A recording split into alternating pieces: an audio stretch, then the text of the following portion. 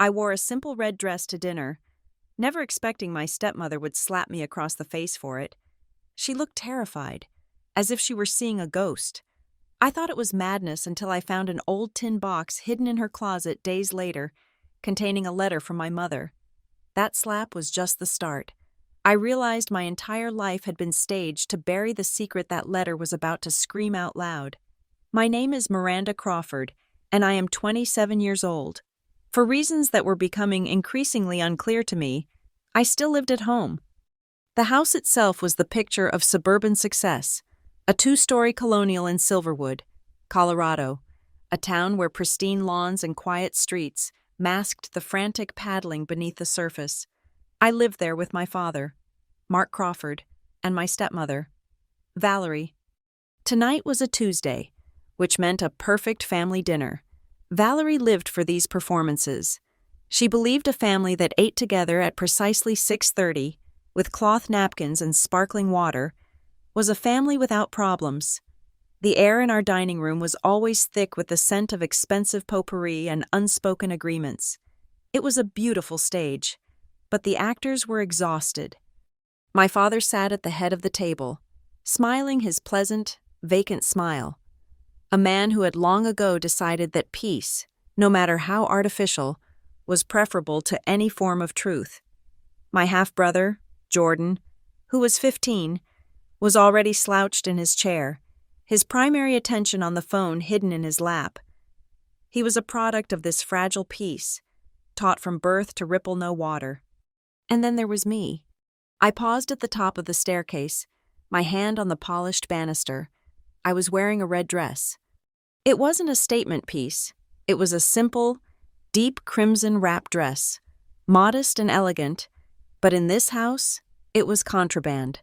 For the last decade, my wardrobe had been a sea of beige, gray, and navy blue. I had learned, through years of subtle psychological warfare, that neutral colors were calm, they were appropriate, they were, in short, what Valerie permitted. Wearing them was my part in maintaining the truce. But I had bought this dress 2 weeks ago on a whim, a quiet act of rebellion I hadn't even understood myself. I just liked the color. It felt like breathing after holding my breath for a very long time. I had told myself tonight was just a dinner. It was just a color. I was wrong. I walked into the dining room. The clinking of silverware stopped. Jordan looked up from his phone, his eyes widening slightly. My father's smile faltered, a brief flicker of confusion in his eyes. But Valerie froze. She was holding her wine glass, a delicate crystal stem she was always so proud of. Her knuckles went white. I watched, as if in slow motion, as the glass began to tremble. Her perfectly made-up face, usually a mask of serene control, drained of all color. Her lipstick, a pale nude, seemed to stand out starkly against her suddenly ashen skin. She wasn't looking at me with anger. It was something far more raw. It was panic.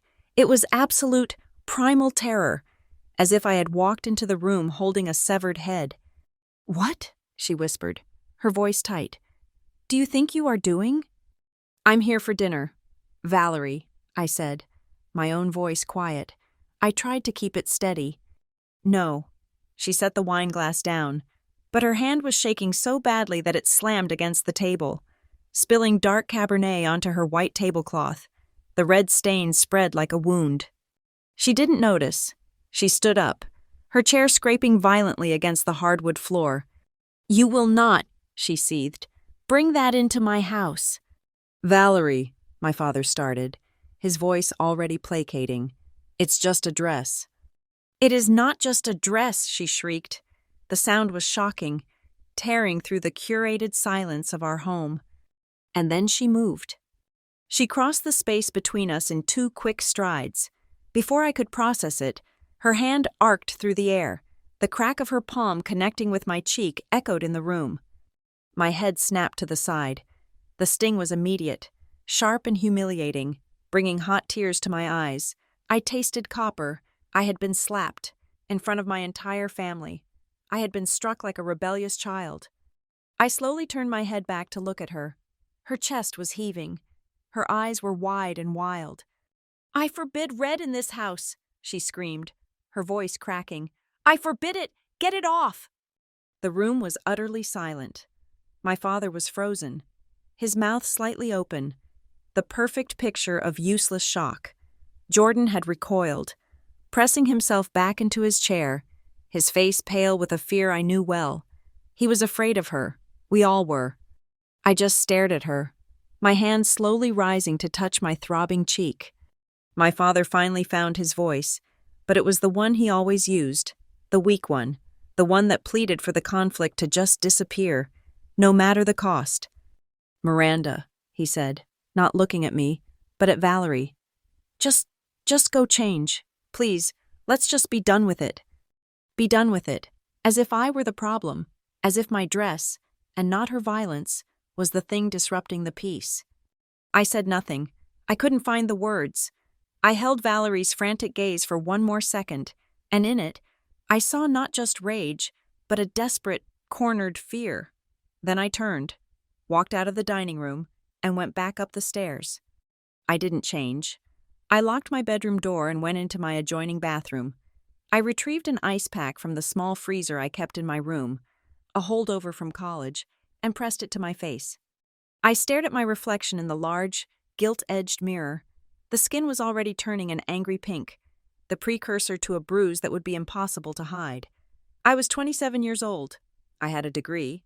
I had a good job as a data analyst, and I had just been slapped by my stepmother for wearing a color. A rage, cold and slow, began to build beneath the shock. "What about red?" I whispered to the mirror. Terrified her so much? I stayed in my room for the rest of the night.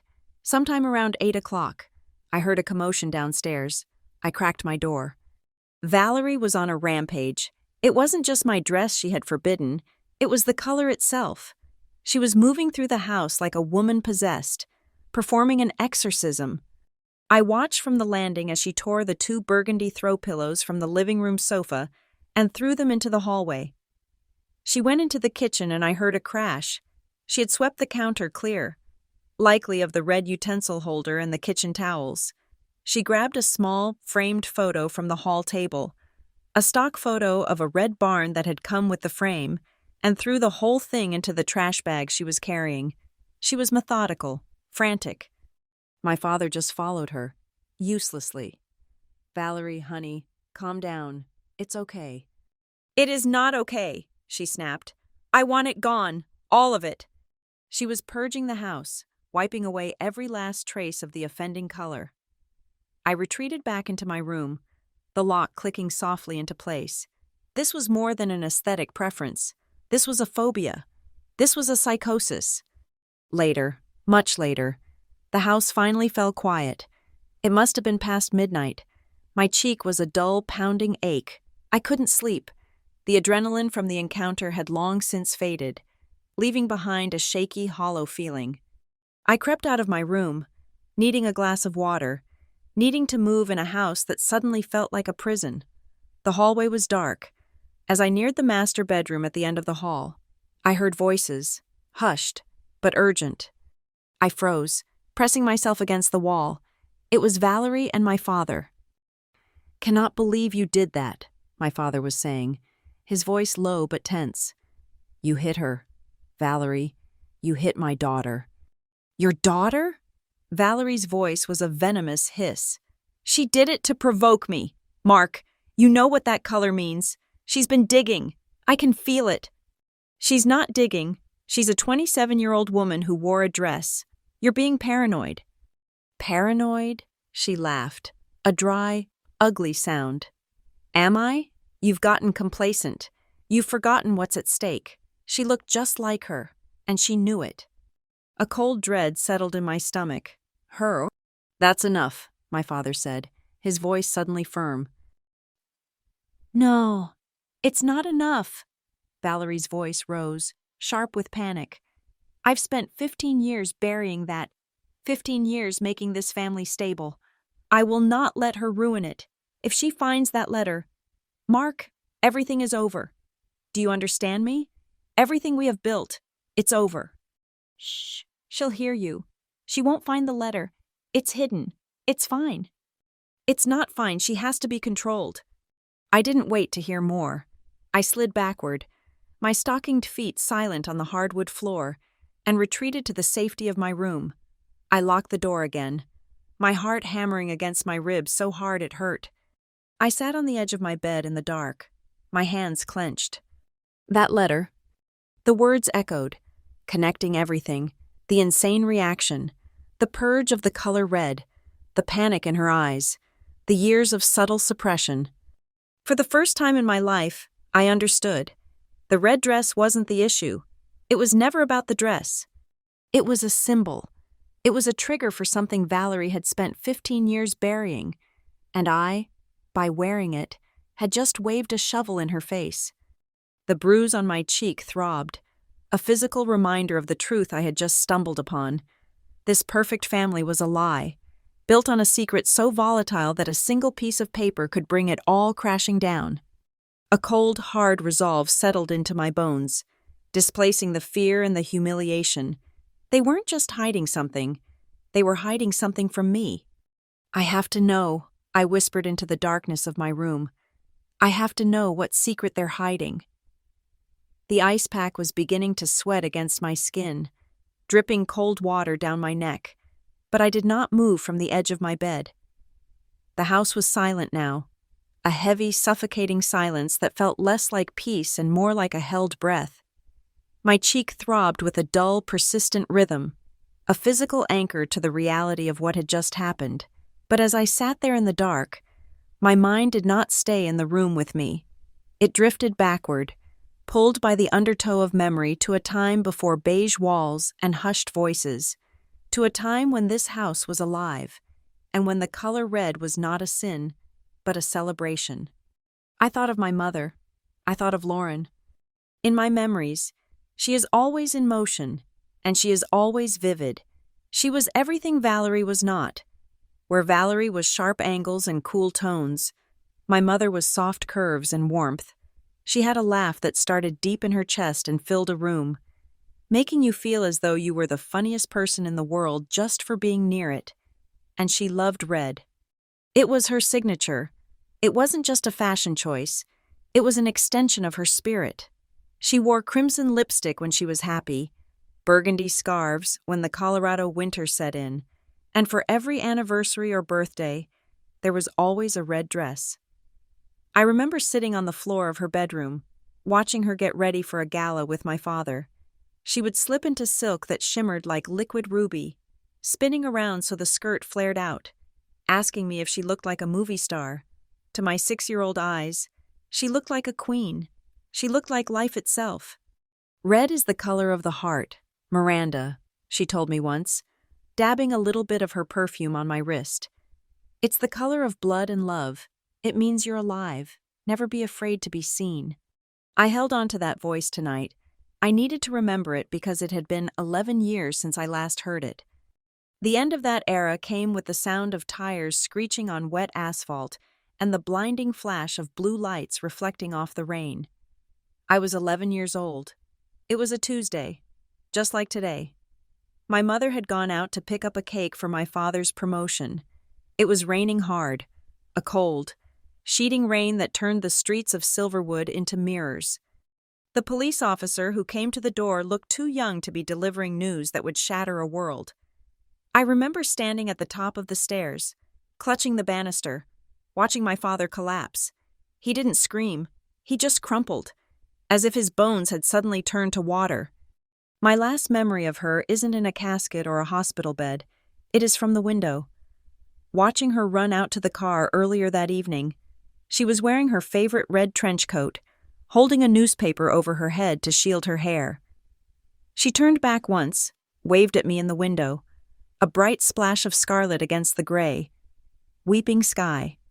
Then she got into the car, and the red coat disappeared into the rain.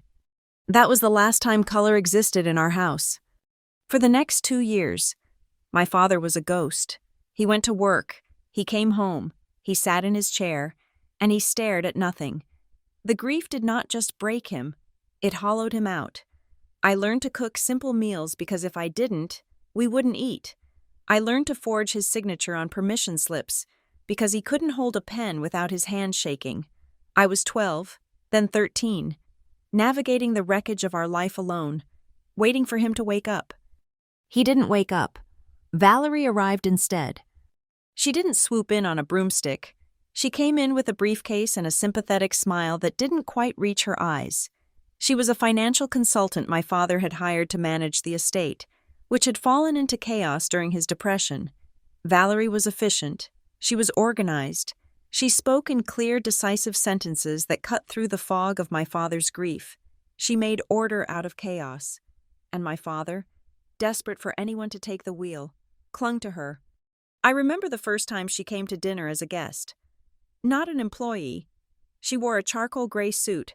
Her hair was pulled back in a tight, severe bun. She looked around our dining room, which was cluttered with stacks of mail and dusty knickknacks, with a look of calculation. She wasn't looking at a home. She was looking at a project. They were married 6 months later. It was a small ceremony at the courthouse. My father told me it was sensible. He said Valerie was going to help us get back on track. He said we needed a mother figure in the house. The changes started slowly, almost imperceptibly, like the temperature dropping in a room. First, it was the cleaning. Valerie declared the house cluttered and dusty. She hired a crew, and over a weekend, the cozy, mismatched furniture my mother had loved was replaced. The overstuffed floral sofa was gone, replaced by a sleek, beige sectional that was uncomfortable to sit on. The oak dining table with the scratches from my homework was swapped for a glass and metal one that showed every fingerprint. Then came the purge of the painful memories. I came home from school one day, about 3 months into the marriage, to find Valerie in the living room with a box. She was taking down the curtains, my mother's favorite heavy, maroon velvet curtains. "What are you doing?" I had asked, dropping my backpack. Valerie turned to me, her expression one of practiced concern. "Oh, Miranda, I didn't want you to see this. Your father, he's having such a hard time. Every time he looks at these, he thinks of her. It's keeping him trapped in his grief. We need to help him move on, don't we?" She made me an accomplice. How could I argue? I wanted my father to be happy. I wanted the ghost to leave his eyes. So I nodded, feeling a lump form in my throat. "We'll put up something lighter," she said, folding the red velvet and shoving it into a black trash bag. "Something neutral, something peaceful." Peaceful became the weapon she used to erase my mother. The red rug in the hallway disappeared because it was too aggressive. The red stand mixer in the kitchen was donated because it clashed with the new aesthetic, piece by piece. The vibrancy was stripped away, replaced by cream, taupe, and endless shades of gray. But the true erasure began with me. "You look so much like her," Valerie would say, and it never sounded like a compliment. It sounded like a diagnosis. I was 14 when the rules about my clothing were solidified. I had come downstairs in a red sweater I had saved my allowance to buy. It was bright and cherry-colored, and wearing it made me feel closer to the memory of the woman waving in the rain. Valerie didn't yell. She never yelled back then. She just sighed, a long, weary sound that signaled disappointment. "Miranda," she said softly, walking over to where my father sat reading the paper. She put a hand on his shoulder. "Mark, look at her." My father looked up. His eyes lingered on the red sweater, and for a second, I saw a flash of pain. It's very loud, isn't it?" Valerie whispered to him, but loud enough for me to hear. "It reminds me of the day of the accident, that coat she was wearing. Do you really want to be reminded of that every time you look at your daughter?" My father flinched. He took off his glasses and rubbed his eyes. "It is a bit much. Miranda," he mumbled, "maybe wear something softer." "I just want to protect him," Valerie told me later, as she handed me a gray cardigan. "You don't want to hurt your father, do you? You're not selfish, are you?" That was the trap. If I wore red, I was hurting my father. If I resisted her changes, I was being selfish. If I mentioned my mother, I was living in the past. By the time I was 15, Jordan was born. The dynamic shifted again. Jordan was the golden child, the fresh start, the proof that Mark and Valerie were a real family. He was a cute baby, and I loved him. But his arrival cemented my place in the hierarchy. I was no longer the daughter. I was the relic. I was the reminder of the first wife, the tragedy, the mess before Valerie fixed everything. I became the support staff. I was the built-in babysitter. I was the one who folded the laundry and did the dishes while Valerie rested because her nerves were bad. My grades were expected to be perfect, not to be celebrated, but so I wouldn't cause trouble. "We have to think about your future," Valerie would say, steering me away from art classes and toward practical electives. "You need to be stable. You need to be reliable." She picked my friends, filtering out anyone she deemed wild or disruptive. She picked my clothes, filling my closet with the same neutral tones that painted our walls. I was drowning in beige. I was disappearing into the background of my own life. My father saw it happen. I know he did. There were moments, late at night, when he would look at me with a sort of helpless apology in his eyes. But he was a weak man. He had traded his grief for Valerie's control, and he was terrified that if he pulled on a thread, the whole tapestry would unravel and he would be left alone again. He chose his comfort over my identity. "Listen to Valerie," he would say when I tried to push back. "She knows best. She just wants us to be a family." So I stopped fighting. I learned that survival meant silence. I learned that invisibility was safety. I buried the girl who loved red deep inside, under layers of gray wool and polite nods. But there was one moment, just one, when I almost broke free. I was 17. It was a week before the junior prom. Valerie had already selected a dress for me, a pale, dusty pink thing that made me look like a faded antique. But at the mall with a friend, I saw it. A t-shirt. It wasn't fancy. It was just a cotton V-neck. But it was the color of a fire engine. It was loud. It was aggressive. It was exactly the shade of my mother's coat. I bought it with cash I had hidden from my lunch money. I folded it into a tiny square and buried it at the bottom of my backpack. For 3 days, it sat there. I knew I couldn't wear it to school. Valerie checked my outfit before I left every morning, but just owning it felt like a secret rebellion. It felt like I was holding a piece of burning coal that kept me warm. On the 4th day, Valerie decided to clean out my backpack while I was in the shower. She said she was looking for a permission slip for a field trip. I came out of the bathroom, a towel around my hair, to find her standing in the middle of my room. The red t-shirt was dangling from her fingertips like a contaminated rag. She didn't look angry. She looked sad, deeply, theatrically sad. "I found this," she said softly. "It's just a shirt," I said, my voice trembling. "Is it?" She walked over to the window. "I thought we had an understanding. Miranda, I thought we respected your father's trauma in this house. I thought you had grown up." She didn't throw it away. She didn't have to. She handed it to me. "You decide," she said. "You can keep it. You can wear it. But every time you do, you'll know that you are choosing to hurt the man who puts a roof over your head. You'll know that you are choosing vanity over family. Is that who you are?" She left the room, closing the door softly behind her. I stood there for a long time, clutching the red cotton. I wanted to scream. I wanted to put it on and run downstairs and dance in the living room. But the guilt she had planted in me was a deep root system, choking out everything else. I felt dirty. I felt cruel. That night, under the cover of darkness, I walked 2 blocks to the neighborhood park. I shoved the red t-shirt deep into a public trash can, underneath a greasy pizza box. I walked home shivering, not from the cold, but from the feeling that I had just betrayed the only person who had ever truly loved me.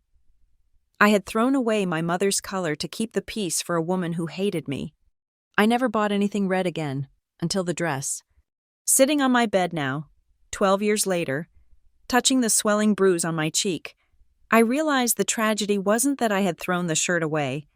The tragedy was that I had believed her.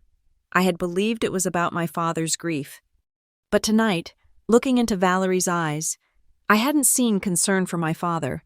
I hadn't seen the protective sorrow of a loving wife. I had seen fear. Pure, selfish fear. She wasn't protecting Mark Crawford from painful memories. She was protecting herself from something else entirely. I stood up and walked to the window, looking out at the sleeping street of Silverwood. The rain had started again, a light drizzle tapping against the glass.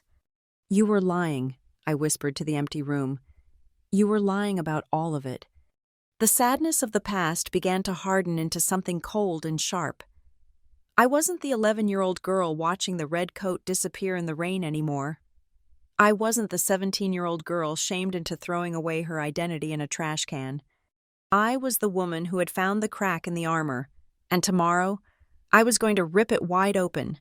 The throbbing in my cheek had subsided into a dull, yellowish-purple bruise by the next morning. I covered it with concealer. My movements practiced and precise. I had become an expert in covering things up. I was, by trade, a data analyst at Silverline Metrics, a mid-level tech firm in the Denver tech corridor. My job was to find the pattern in the noise, to look at millions of seemingly random data points and find the underlying truth. I was good at it. I was valued for my ability to see a system for what it was, not what it pretended to be. The irony was that I had failed to apply that same skill to my own life. I was 27 years old. By every metric I tracked, I was successful. I had a good salary, a stable career path, and the respect of my colleagues. And yet, I lived in my childhood bedroom, a room still painted the pale, lifeless gray Valerie had chosen a decade ago. My friends from college, the few I had managed to keep, could not understand it. "Why don't you move out?" they'd ask over brunch, their voices laced with the casual freedom of people who paid their own rent in apartments they chose. "Your commute would be so much shorter." I would offer a sanitized, plausible explanation. "I'm saving up for a down payment," or "It just makes sense financially right now." But the real reason was far more complicated. The real reason was Valerie. I was not living at home. I was being held there. The bars of my cage were not made of steel, but of guilt, obligation, and a carefully cultivated sense of fear. The primary instrument of this control was my father. Valerie had spent 15 years convincing me, and him, that he was a fragile creature, a man perpetually on the verge of a breakdown that only she, with my assistance, could prevent. He had become her most valuable asset. I had tried to leave. Once. It was right after I graduated from the University of Colorado, Denver. I had a job lined up. I'd found a small apartment in Capitol Hill, a one-bedroom with big windows. I put down the security deposit. I was packing boxes. I made the mistake of telling them at one of our perfect family dinners. Valerie didn't yell. She didn't have to.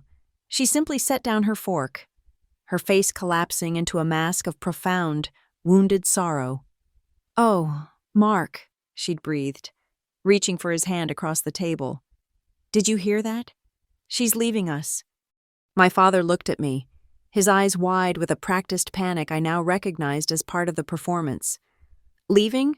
But, Miranda, why? Is it something we've done?" "No, Dad, it's just, I'm 24. It's time for me to have my own place."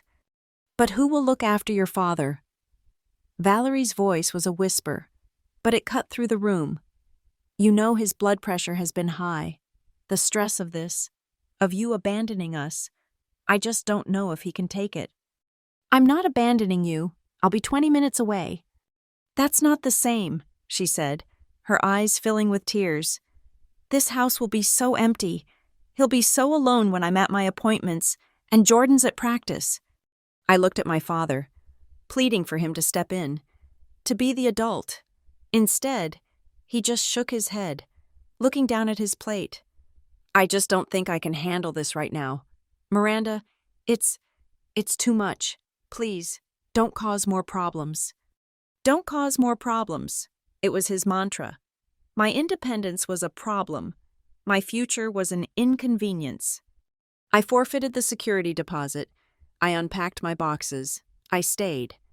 That victory emboldened Valerie. She began to tighten her control, not with overt aggression, but with the insidious creep of 1,000 tiny manipulations. My successes were always minimized. When I was promoted to senior analyst last year, I mentioned it at dinner. "Oh, that's nice," Valerie said, passing the asparagus. "Jordan made captain of the junior varsity debate team. They think he has a real future in law.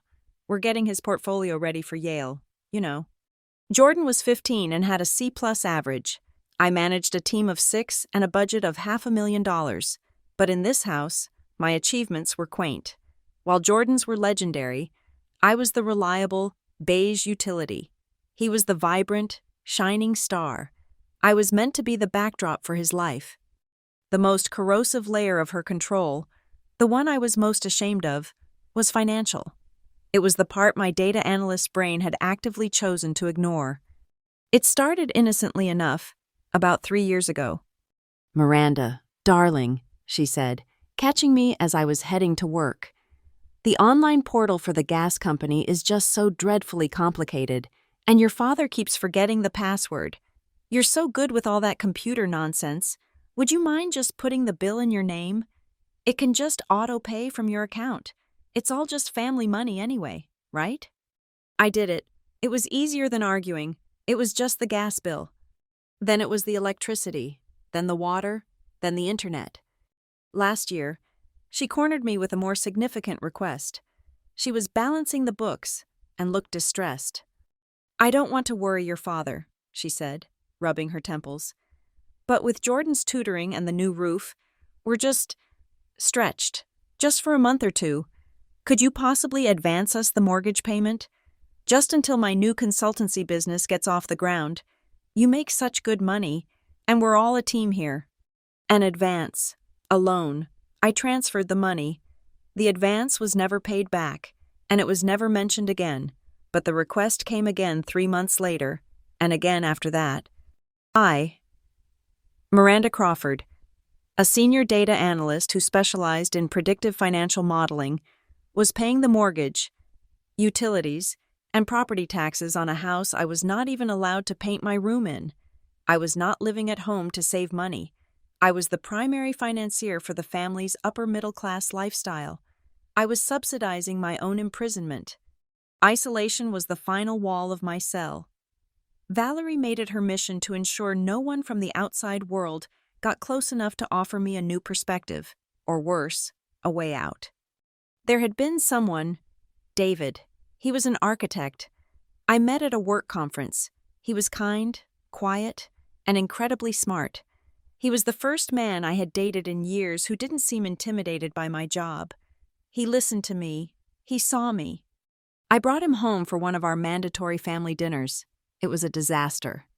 Valerie was perfectly, horribly pleasant.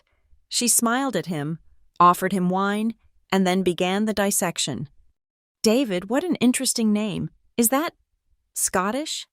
"No, ma'am, just from Indiana." "Oh," a small, polite laugh. "And an architect. How fascinating.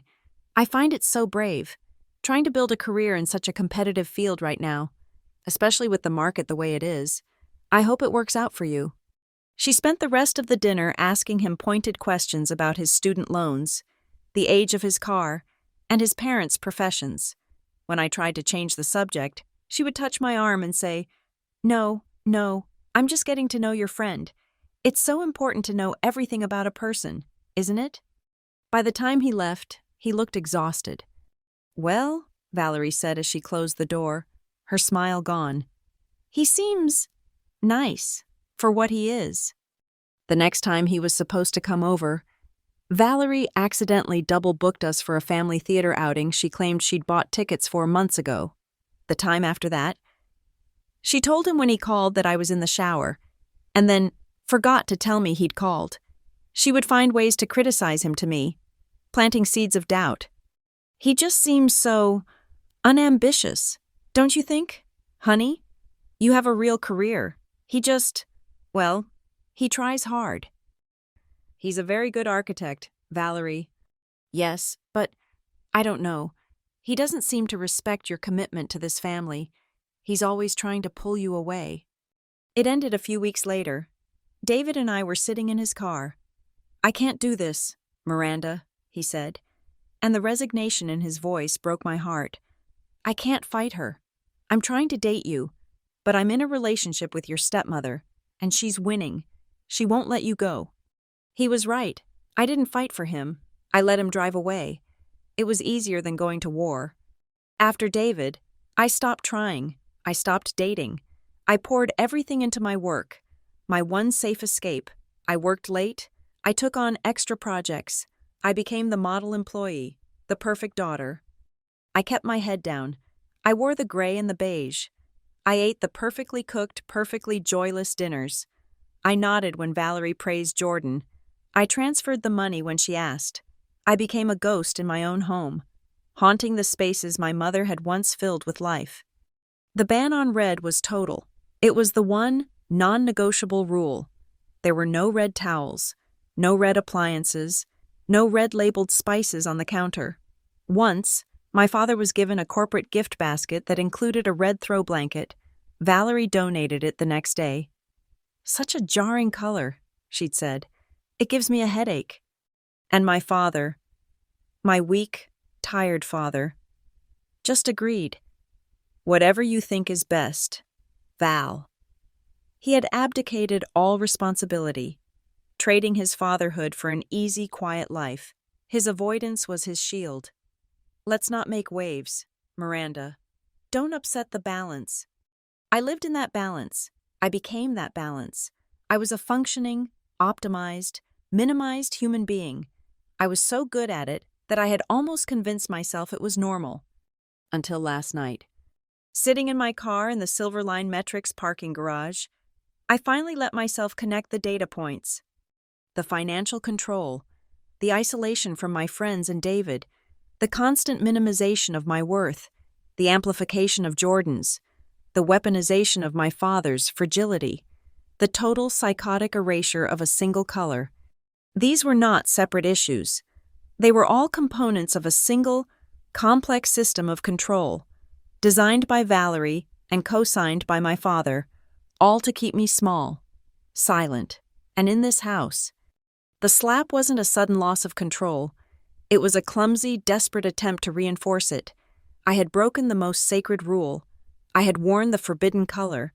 I had reminded her of her, and in her panic, she had revealed her hand.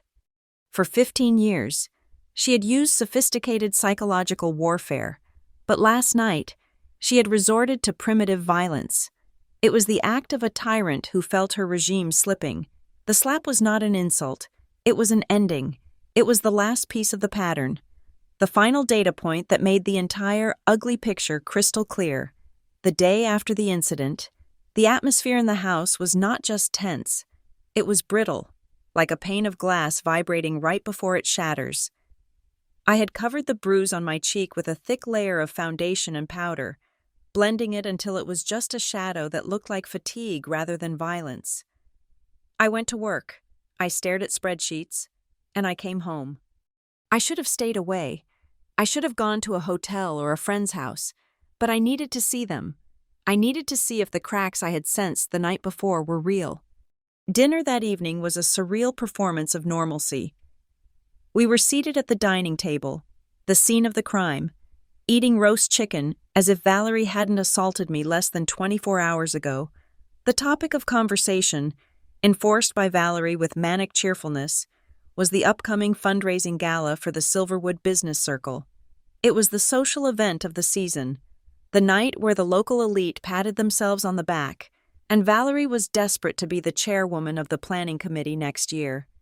"I was thinking we should go with a silver and blue theme," Valerie said, slicing her chicken with surgical precision. "It's elegant. It screams sophistication. The Millers did gold last year, and it was just so tacky. Don't you think, Mark?" My father nodded, keeping his eyes on his plate. "Yes, dear. Tacky. Blue sounds. Safe." "Safe?" Valerie's eyes narrowed slightly. "It's not safe. Mark, it's classic. There is a difference." She turned her gaze to me. It was a challenge. She was daring me to speak, daring me to exist. "What do you think, Miranda? You're good with data. Do people like blue?" It was a trap. If I agreed, I was submissive. If I disagreed, I was difficult. I think blue is fine, I said, my voice steady. But the venue is very dark. Maybe something warmer would make it feel more welcoming, like a deep burnt orange or… I stopped myself before I said a shade of red, but the implication hung in the air. Valerie dropped her fork. It clattered against the china, a sharp, violent sound in the quiet room. Warmer, she repeated, her voice dropping an octave. You mean like the color you tried to shove in my face yesterday? Are you trying to ruin this for me? Miranda, is that it? Do you want the neighbors whispering about us? I was just answering your question. Valerie, I said, you asked for my opinion. I asked for support, she snapped. I asked for a daughter who appreciates the standing of this family in the community. But you are always trying to undermine me. Just like… She stopped. She caught herself. And then Jordan spoke. My brother was sitting across from me, pushing peas around his plate. He looked tired. He looked like a 15-year-old boy who was sick of walking on eggshells. He didn't look up when he spoke, which made his words land with even more terrifying weight. I thought you hated Red because of that letter, Jordan said. The silence that followed was absolute. It was a vacuum that sucked the air out of the room. My father stopped chewing. I felt my heart skip a beat and then start hammering a frantic rhythm against my ribs. Valerie turned her head slowly toward her son. It was a mechanical, horror movie movement. What did you say? Jordan looked up then. Realizing too late that he had stepped onto a landmine, he shrank back into his chair, his eyes darting between his mother and father. Nothing. I heard you and Dad talking a long time ago. You said the letter made you hate the color. I thought that's why we couldn't have it. Jordan, my father said, his voice trembling. Eat your dinner. No, I said, leaning forward. What letter, Jordan? Shut up! Valerie slammed her hand on the table, making the wine glasses jump. She wasn't looking at me. She was staring at Jordan with a look of pure, unadulterated hatred that chilled me to the bone. You do not know what you are talking about, you stupid boy. You hold your tongue, or you will go to your room and stay there until you are 30. Valerie, he's just a kid, Mark whispered. He is a liability, Valerie hissed. She stood up, her chest heaving. I have a headache. I'm going upstairs. If I hear one more word from any of you, I swear to God, I will cancel the internet. I will cancel the cards. And we will see how you survive without me. She stormed out of the room. We heard her footsteps pounding up the stairs, heavy and angry. We sat in the wreckage of the dinner. Jordan looked like he was about to cry. My father looked like he wanted to dissolve into the floor. I looked at my father. Dad, I said softly, what letter is he talking about? My father stood up, wiping his mouth with his napkin. His hands were shaking so badly he dropped the linen onto the floor. He didn't pick it up. There is no letter. Miranda, Jordan is confused. He imagines things, like you. He wouldn't meet my eyes. He turned and walked into the living room, turning on the television to a volume that made further conversation impossible. I looked at Jordan. Jordan? He shook his head, his eyes full of fear. I don't know, Miranda. Please, don't ask me. She'll kill me. He got up and ran upstairs to his room. I was left alone at the table, surrounded by half-eaten roast chicken and the ghost of a secret that had just walked through the room. The letter. Jordan had been specific, not a memory, not a feeling, a letter. I cleared the table mechanically. I washed the dishes. I dried them. I put them away. Every movement was automatic, leaving my mind free to race. Around 9 o'clock, I went upstairs. The door to the master bedroom, Valerie and Mark's room, was closed. Usually, at this hour, it was open. Valerie liked to watch the news in bed while my father read in the study downstairs. I walked softly down the hallway. As I passed their door, I heard a sound. It was the distinct, metallic click of a lock turning. I stopped. It wasn't the bedroom door lock. That was a heavy, dull thud. This was a sharp, small click. It was the sound of the key to the walk-in closet. Valerie's closet was legendary. It was the size of a small bedroom, filled with designer clothes, shoes, and handbags. It was her sanctuary, but she never locked it. She liked to leave the door open so guests using the hallway bathroom could catch a glimpse of her collection. It was a display of power. Why would she lock it now? I pressed my ear to the wood of the bedroom door. I knew it was risky. If she opened it, I would be caught. But the adrenaline was overriding my caution. I don't care if it was years ago. Valerie's voice came through, muffled but frantic. She was on the phone, or she was talking to herself. The boy heard us. He remembers. No, Mark is useless. He won't say anything. But her, she's different now. Did you see her eyes? She's hunting. There was a pause. I locked it, she said. I put it in the box. Yes, behind the furs. No, she won't find it. She doesn't have the spine. If she knows, it's over. You know that. The house, the company, everything, it's all tied to that piece of paper. I pulled back from the door, my breath catching in my throat. The house, the company, everything. I retreated to my room, my legs feeling heavy and numb. I closed my door and leaned against it, sliding down until I hit the floor.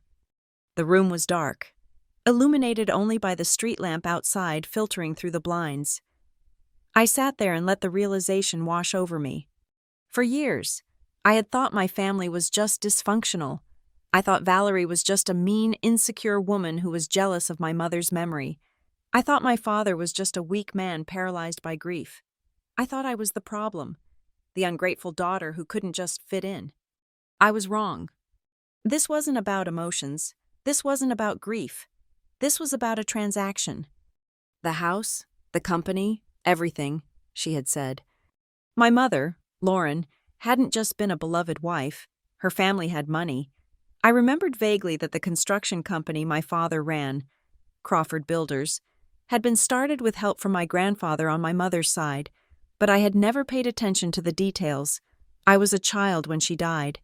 And then Valerie had taken over the books. Love, in this house, was conditional.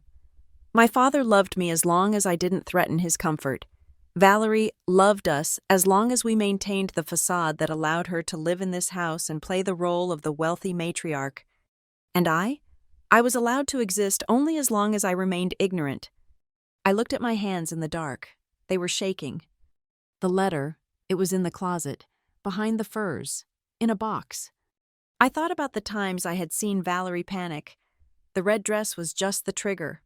But there were other times. The time I asked about my mother's old jewelry and Valerie said it had been lost. The time a letter from a law firm arrived for me when I turned 18, and Valerie claimed it was junk mail and shredded it before I could open it. It was all connected. I touched the bruise on my cheek. It throbbed, a hot, steady pulse. She hit me because she was terrified, I whispered. She wasn't afraid of the color red. She was afraid of what the color red represented. She was afraid of the truth that my mother had left behind. I stood up. I walked to my mirror. I turned on the small lamp on my dresser. I took a makeup wipe and scrubbed the foundation off my cheek.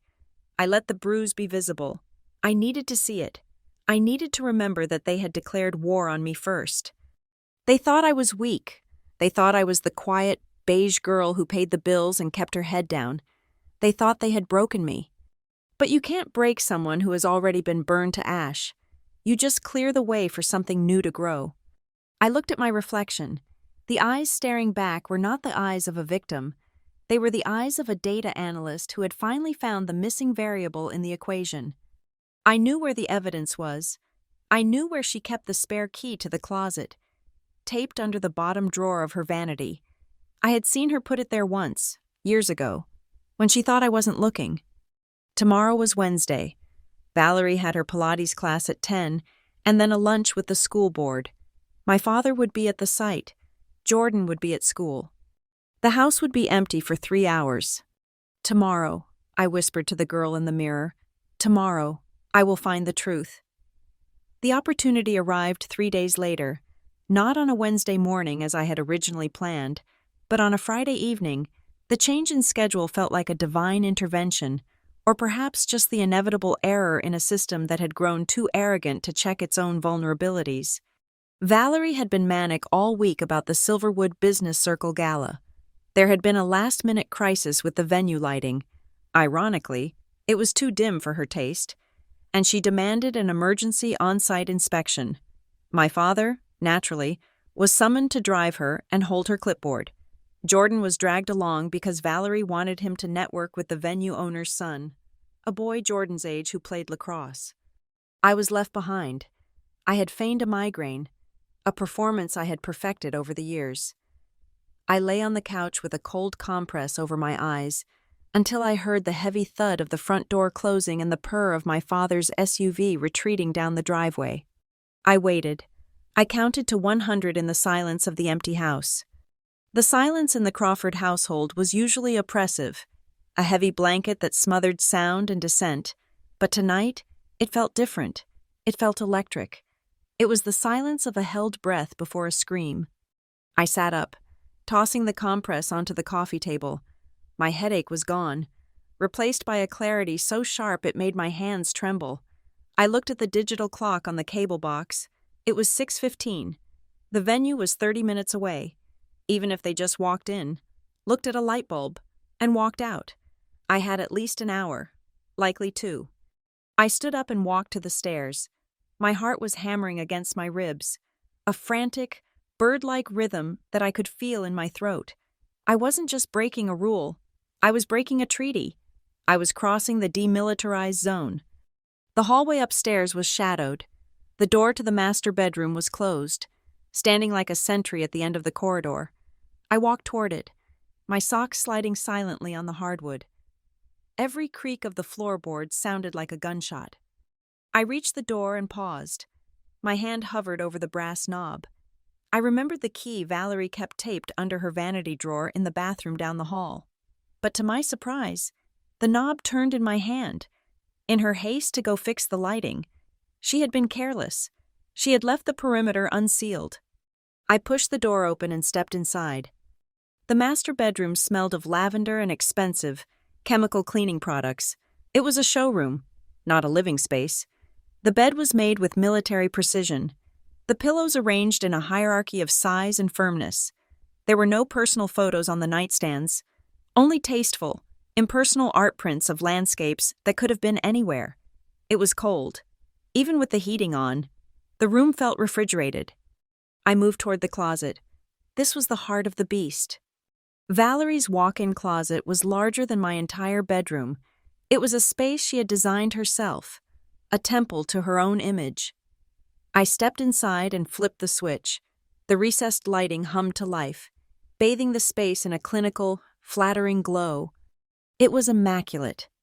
To my left, shelves of shoes were displayed like artifacts in a museum, organized by heel height and then by color. Nude, beige, black, navy, silver, not a single scuff. To my right, handbags sat on velvet risers, and ahead of me, rows of clothes hung in plastic garment bags or on velvet hangers, spaced exactly 2 inches apart. It looked perfect. It looked impenetrable. Panic began to rise in my chest. I stood in the center of the room, feeling small and intrusive. Where would she hide a secret in a room made entirely of glass and light? The conversation I had overheard mentioned behind the furs, but looking around, I didn't see any furs. Valerie had stopped wearing fur publicly years ago when it became socially risky for her reputation. Think, I whispered to myself, if you were a liar, where would you hide the truth? I started with the shelves. I pulled down hat boxes, lifting lids to find only pristine, tissue-wrapped fascinators and wide-brimmed sun hats. I checked the pockets of the blazers hanging in the business section. Nothing but a few stray receipts and a breath mint. 10 minutes passed, then 20. My breathing was getting shallow. I was moving clothes aside, checking the floor, running my hands along the back walls looking for a loose panel. Nothing. The closet was exactly what it appeared to be, a collection of expensive things owned by a hollow woman. I was about to give up. I stepped back, wiping sweat from my upper lip. Maybe Jordan had been wrong. Maybe I had hallucinated the conversation. Maybe the box was in a bank vault somewhere, not here. I leaned against the back wall of the closet, defeated. My shoulder pressed against the section of evening gowns, long and heavy garments in silk and chiffon that Valerie wore to her endless galas. The fabric rustled around me. And then I felt it. As I shifted my weight, the wall behind the dresses didn't feel flat. There was a slight irregularity, a change in the density of the air behind the fabric. I turned around, facing the row of gowns. These were the dresses she rarely wore, the heavy winter ball gowns. Buried deep in the back was a thick, dark garment bag. I unzipped it. Inside was a vintage mink coat, smelling of cedar and mothballs. The furs she supposedly didn't own anymore. But it wasn't the coat that mattered. It was what was behind it. The rack the coats hung on was drilled into the wall, but the coats themselves were bulky enough to create a dead space between the fabric and the drywall. I got down on my knees, pushing the heavy dead weight of the mink aside. There was a small, architectural quirk in the closet, a recessed gap where the drywall met the floor molding, likely covering a pipe chase or a support beam. It was a tiny, dark alcove, no more than 6 inches deep, completely hidden by the hem of the floor-length fur coat. I reached my hand into the gap. The air was cold and dusty. My fingers brushed against something hard and cold. Metal. I grabbed it and pulled.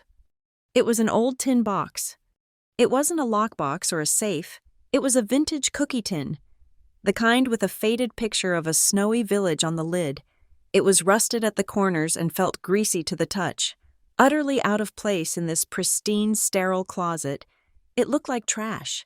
It looked like something that belonged in a garage, not hidden behind a $5,000 coat. I sat back on my heels, the tin resting on my lap. My hands were shaking so violently that the tin rattled against my legs. I took a deep breath and pried the lid open. The metal groaned, a sound of protest after years of being sealed. Inside, there were no cookies. There was a stack of papers, yellowed with age, bound together by a frayed red velvet ribbon. The color hit me like a physical blow. Red, the same red as my mother's coat, the same red as the dress I had worn, the prohibited color. On top of the stack was a single, thick envelope. It wasn't sealed. On the front, in handwriting that I would have recognized even if I had been blind, were 3 words. To Miranda, from Mom. The world stopped. The hum of the closet lights faded. The smell of lavender vanished.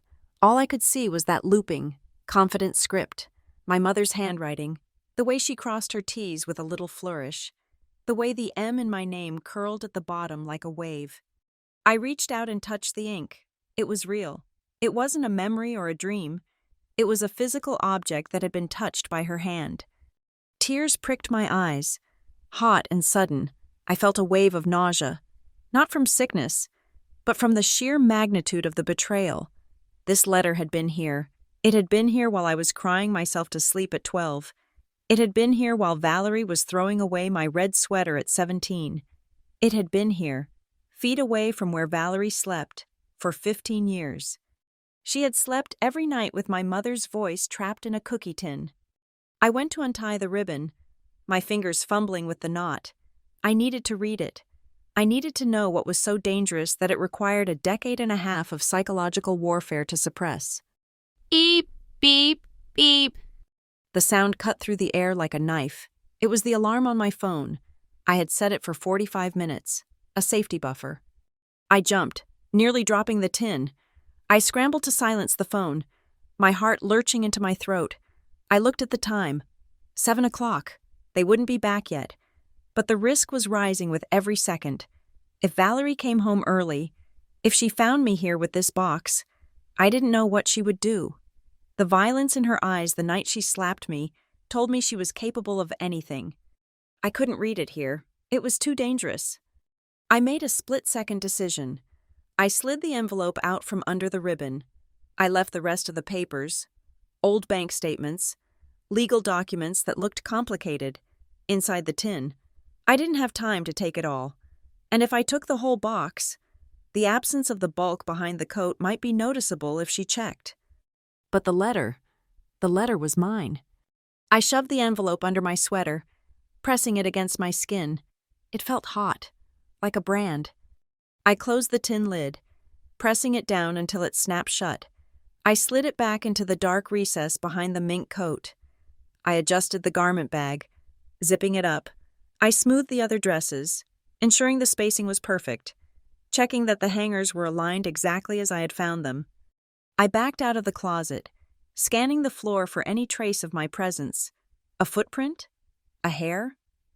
I saw a faint impression in the plush white carpet where I had knelt. I used the sleeve of my sweater to brush the fibers back into place, erasing the evidence of my knees. I turned off the light. The closet plunged back into darkness. I slipped out of the master bedroom, closing the door and turning the handle slowly to ensure the latch clicked silently. I didn't run back to my room. I walked. I forced myself to walk at a normal pace. Even though every instinct in my body was screaming at me to flee, I entered my bedroom and locked the door. I leaned against the wood, my chest heaving. I pulled the envelope out from under my shirt. My hands were trembling so hard I could barely hold it. I walked over to my bed and sat down. The room was dark, save for the streetlight outside, just as it had been the night of the slap. But everything was different now. The air in the room felt heavier. The walls felt thinner. I held the letter in my lap. I hadn't opened it yet, but I could feel the weight of it. It wasn't just paper. It was a key. It was a bomb. My life, I whispered, the realization settling over me like a cold shroud. My entire life has been rewritten by someone else. Valerie hadn't just married my father. She hadn't just redecorated the house. She had curated a reality. She had edited my history, censored my inheritance, and directed my future, all to keep this envelope sealed. But the seal was broken now. I looked at the door, half expecting Valerie to burst through, knowing instinctively that the balance of power had shifted, but the house remained silent. I turned on my bedside lamp. The yellow light pooled on the envelope. To Miranda, I read again. I took a deep breath, slid my finger under the flap of the envelope, and tore it open. The sound of tearing paper was the loudest thing I had ever heard. My hands were not steady. The envelope, thick and creamy, felt impossibly heavy. It was a standard-sized envelope, but it held the weight of 15 years of my life. My heart was pounding so hard it was a physical ache, a fist beating against the inside of my chest. I sat on the edge of my bed, under the small circle of my lamplight, and unfolded the papers. There were two. One was a multi-page document, folded neatly. The other was a handwritten note on top of it, on pale blue stationery, my mother's stationery. I recognized the small, embossed daisy in the corner. I unfolded the note first. The ink was a dark, confident blue, the handwriting a series of elegant loops and sharp, intelligent strokes. It was dated just 3 weeks before the car accident. My dearest Miranda. The greeting alone was enough to break me. A hot tear splashed onto the back of my hand. I wiped it away, angry at myself for blurring the words. If you are reading this, it means I am gone, and it means that things have gone terribly wrong, just as I feared they might. I am so sorry, my love. I am so sorry that I am not there to protect you. I am writing this letter and arranging other things in the hopes that I can protect you even in my absence. You are 11 years old as I write this, and you are all sunshine and questions. I hope the world never dims that light, but I have seen shadows in our home, and I am afraid they will try. I want you to know, first and foremost, that your father and I, we had a great love. It was real. Do not let anyone ever tell you otherwise. When I married him, I wore a red dress. It was a beautiful, deep scarlet silk. Your grandmother was horrified, of course, but I told her it was the only color that felt right.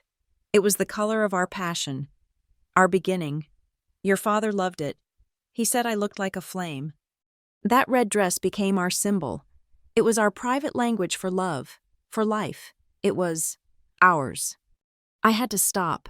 I closed my eyes, picturing my mother in a red dress, my father looking at her with love. It was a An image so pure, so bright, that it was physically painful to reconcile with the gray, hollow man who now sat in front of the television, avoiding my gaze. I forced myself to read on. But love can make people blind, and your father is a good man, but not always a strong one. For the last year, there has been a woman, a financial consultant named Valerie. She is helping him with the books for the company. She is efficient, she is cold, and she is always here. She lingers around your father with an ambition that chills me. He doesn't see it. He sees an asset. I see a predator. I have tried to tell him, but he says I am being jealous. Perhaps I am. But I am also a mother, and my instincts are screaming. This is why I have done what I have done. I am not leaving our life in his hands alone. He is too easily swayed. Attached to this note is a summary of my last will and testament. Your father knows about it. He agreed to it, but I fear he will be convinced to forget. I want you to have this copy so that you know the truth. The truth is this, Miranda.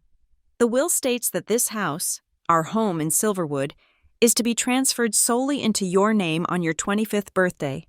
It is not your father's to give away. It is not his to sell.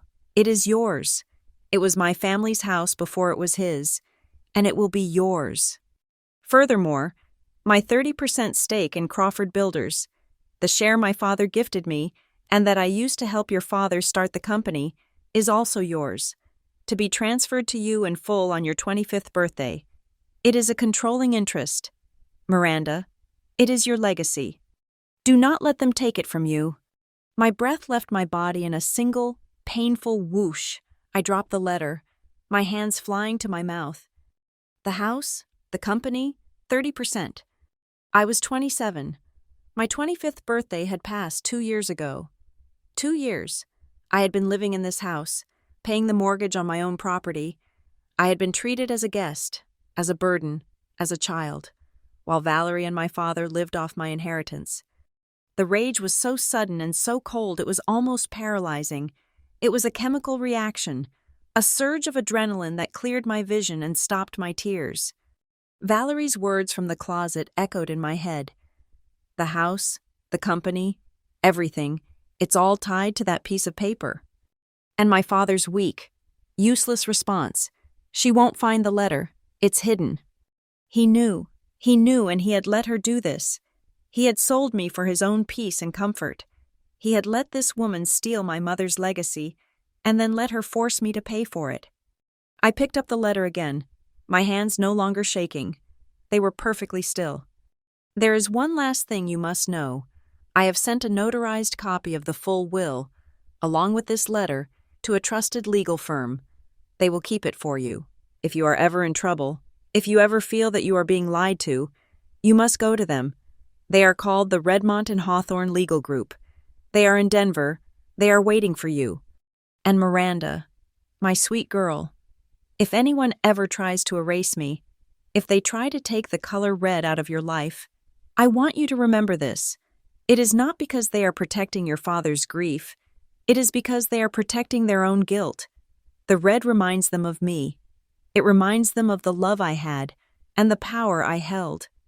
It is not about you, my love. It is about them. It is about their fear of the truth. Be brave. I love you more than all the stars.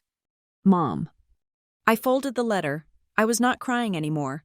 I was a data analyst looking at the final, incontrovertible proof. Valerie's hatred of red wasn't a phobia. It wasn't a psychosis.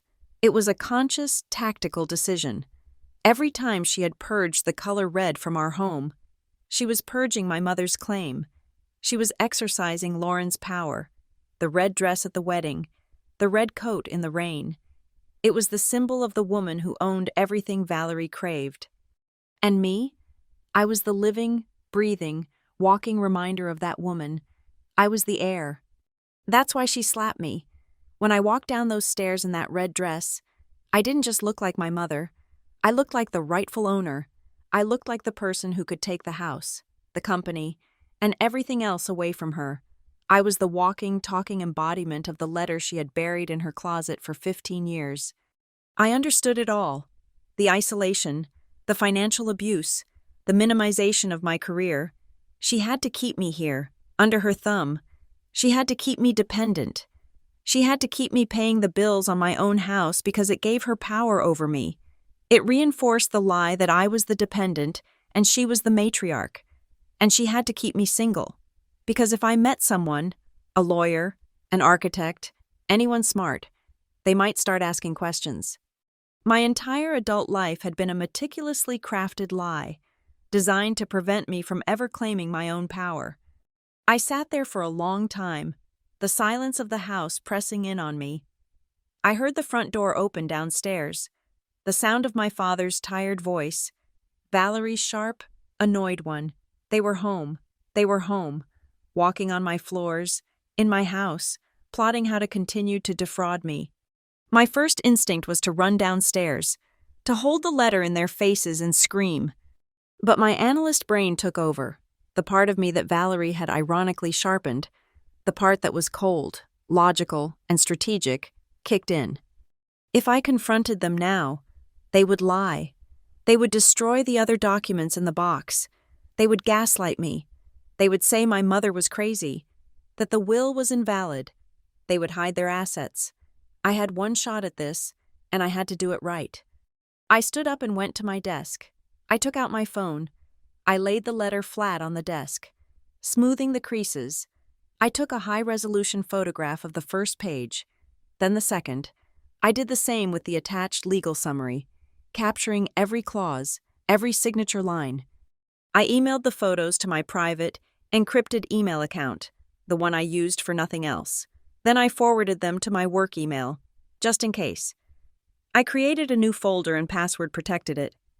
Data secured. Now, the original, I couldn't leave it in my room.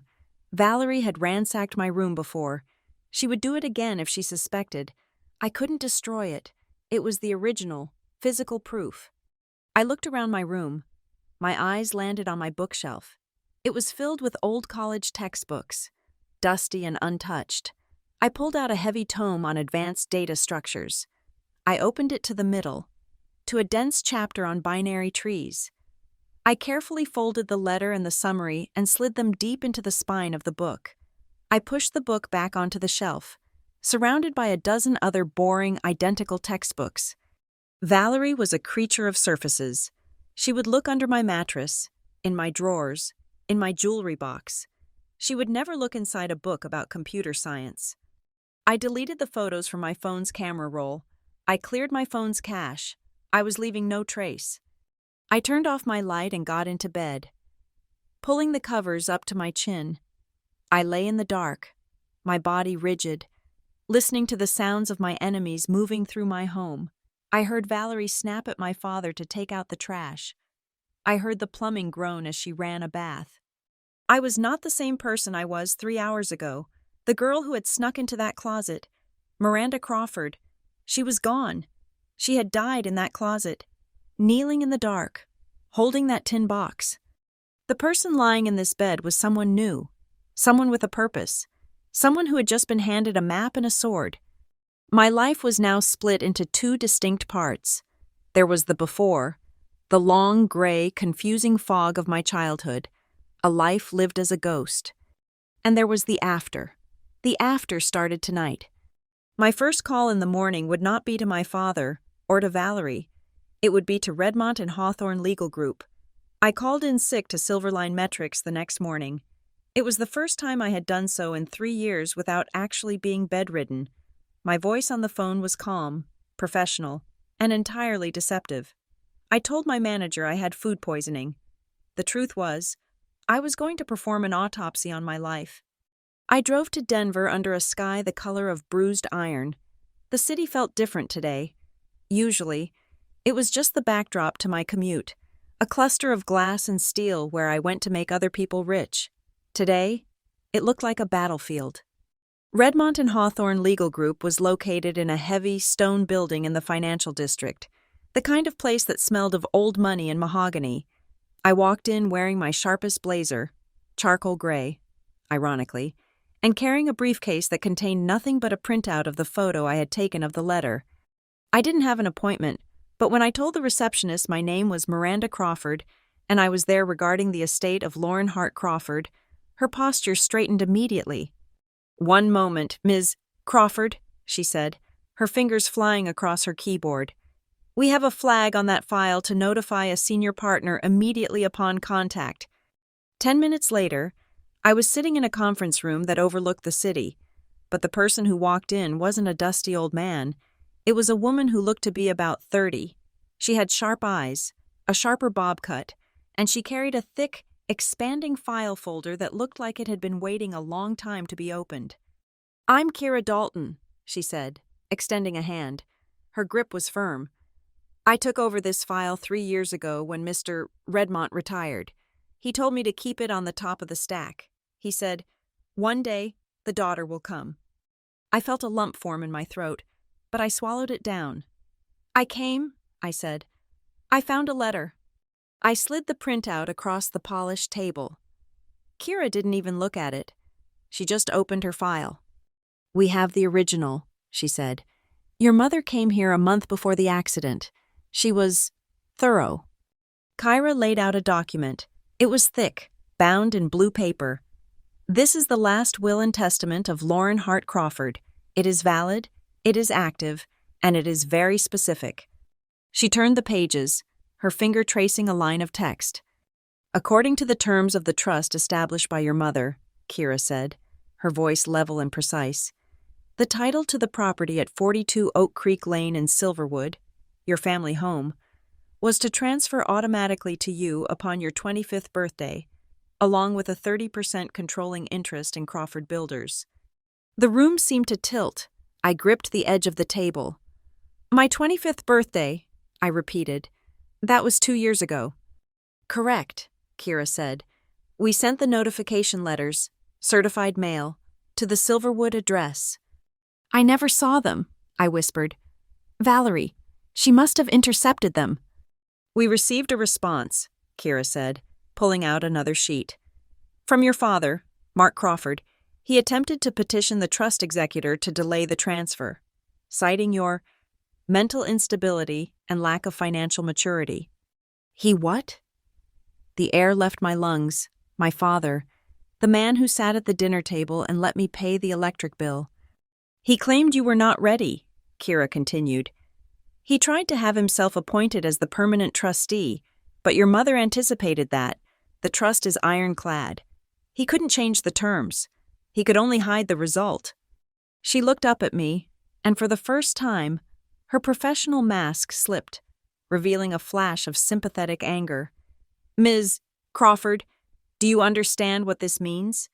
For the past 2 years, you haven't been living in your father's house. He has been living in yours." I stood up. I had to. The energy in my body was too volatile to contain in a chair. I walked to the window, looking down at the traffic crawling below. "I pay the mortgage," I said, my voice shaking. "Valerie told me they were short. She said she needed help. I've been transferring them $2,000 a month for 2 years, plus utilities." "There is no mortgage," Kira said softly. "Your mother paid off the house in full before she died. That was part of the trust. The house is free and clear." I pressed my forehead against the cold glass. I wasn't just a victim of theft. I was a victim of a long, humiliating con. Every time I had transferred that money, feeling proud that I was helping my family. Valerie must have been laughing. She was taking my money, for a house I owned, to pay for a debt that didn't exist. "I want them out," I said to the glass. "I want them out of my house. Today." "We can do that," Kira said. "We can file an eviction notice this afternoon. But, Miranda, if we do that, we show our hand. If they have liquidated any assets from the construction company, or if they have hidden the money you sent them, we need to find it first. If you blow up the house now, the rats will scatter with the cheese." I turned back to her. The analyst in me recognized the logic. "Data," I said. "You need data." "I need a paper trail," Kira said. "I need to prove not just that they took the money, but that they did it fraudulently. Did they use the company funds for personal expenses? Did they commingle your rent payments with their accounts? If we can prove fraud, We don't just get the house back, we get everything. And we ensure Valerie can't claim a dime in a divorce settlement if your father tries to cut her loose. I nodded slowly. Valerie has an old laptop, I said. She keeps it in the study. She thinks I'm stupid. She thinks I'm just the girl who fixes the Wi-Fi. Get everything, Kira said. Bank statements, emails, text messages, especially anything that mentions the will or the house. I left the office with a mission. The drive back to Silverwood felt like a military operation. I wasn't driving home. I was driving into enemy territory. When I pulled into the driveway, the house looked different. It didn't look imposing anymore. It looked like a stolen object. I entered the house quietly. It was midday. My father was at the site. Valerie was at her stylist appointment. I knew her schedule better than she did. Jordan was at school. I went straight to the study. It was a dark room, filled with my father's trophies and Valerie's pretensions. Her old laptop sat on a side table, covered in a thin layer of dust. It was her backup machine, the one she used before she upgraded to the latest model last Christmas. I opened it. It was password protected. I tried Valerie 1. Incorrect. I tried Crawford Estates. Incorrect. I tried Jordan Price. Incorrect. I paused, thinking about her psychology. What did she love? What did she value? I typed Silverwood. The screen unlocked. I didn't waste time. I pulled a flash drive from my pocket, one I used for work, and inserted it. While the files copied, I started opening folders. The financial records were a chaotic mess of spreadsheets, but the story they told was clear and damning. I found a folder labeled Consulting Invoices. Valerie's business, Valerie Style Consulting, had exactly one client, Mark Crawford. Every month, the construction company paid her consulting firm $4,000 for design services, and every month, her consulting firm paid credit card bills for Saks Fifth Avenue, the lease on her Mercedes, and the membership fees for the country club. Then I found the folder labeled Household. There was a spreadsheet tracking my payments. She had a column next to my name labeled P income, passive income. She listed my contributions right next to the dividends from a stock portfolio. I was just an asset class to her. I found the transfers. My mortgage payments weren't going to a bank. They were being funneled into an account under her maiden name, Price. I took screenshots. I downloaded PDFs. I was a vacuum, sucking up every crumb of her deceit. Then I went to her email archives. I searched for Will. I found an email from 2 years ago, from my father to Valerie.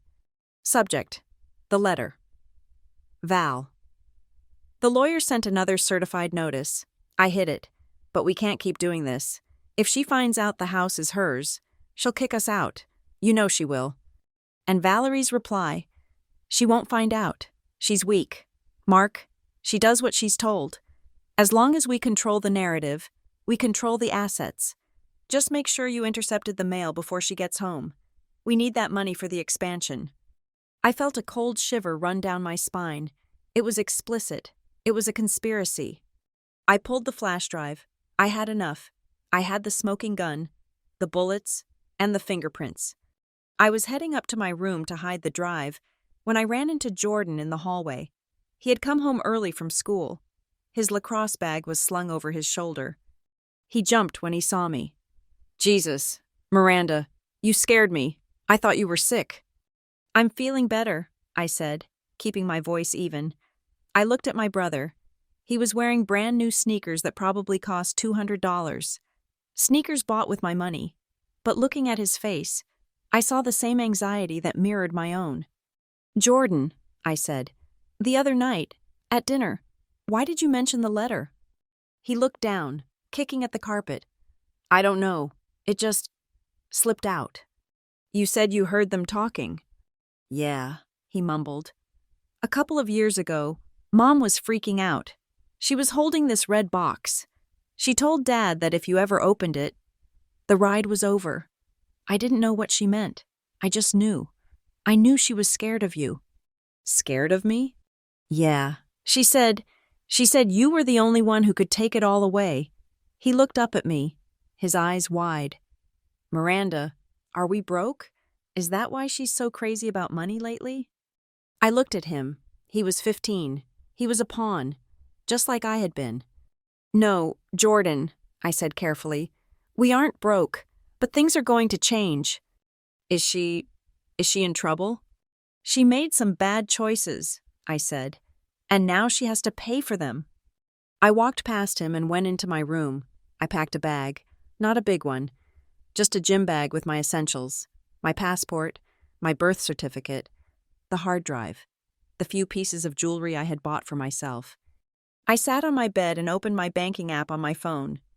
I had about $40,000 in a savings account that Valerie didn't have access to, my escape fund that I had never been brave enough to use. I initiated a transfer of the entire balance to a new account I had opened that morning at a different bank. Then, I logged into the payroll portal for Silverline Metrics and changed my direct deposit. Finally, I went to the shared household account, the one I used to pay the bills. I canceled the auto pay for the electricity. I canceled the auto pay for the gas. And I canceled the recurring transfer labeled mortgage assistance. The next time Valerie tried to swipe her card at the country club, or the next time the lights flickered, she would know. The ATM that was Miranda Crawford was out of order. I heard Valerie's car pull into the driveway downstairs, the heavy thud of the front door, her voice calling out, "Jordan, did you pick up the dry cleaning?" I didn't flinch. Yesterday, her voice would have made my stomach knot. Today, it just sounded like noise, white noise. I walked to my window and looked out. It had started to snow. Big fat flakes were drifting down, covering the manicured lawn of my house in a blanket of white. I wasn't leaving yet, not permanently. I had to stay to play the part for a few more days until Kira had the legal paperwork ready to drop the hammer. I had to go downstairs and eat dinner and pretend I didn't know that I owned the chair I was sitting in. But the fear was gone. It had evaporated in that law office, replaced by the cold, hard certainty of ownership. I touched the bruise on my cheek. It was fading, turning a sickly yellow. "Go ahead," I whispered to the window, watching the snow cover the world.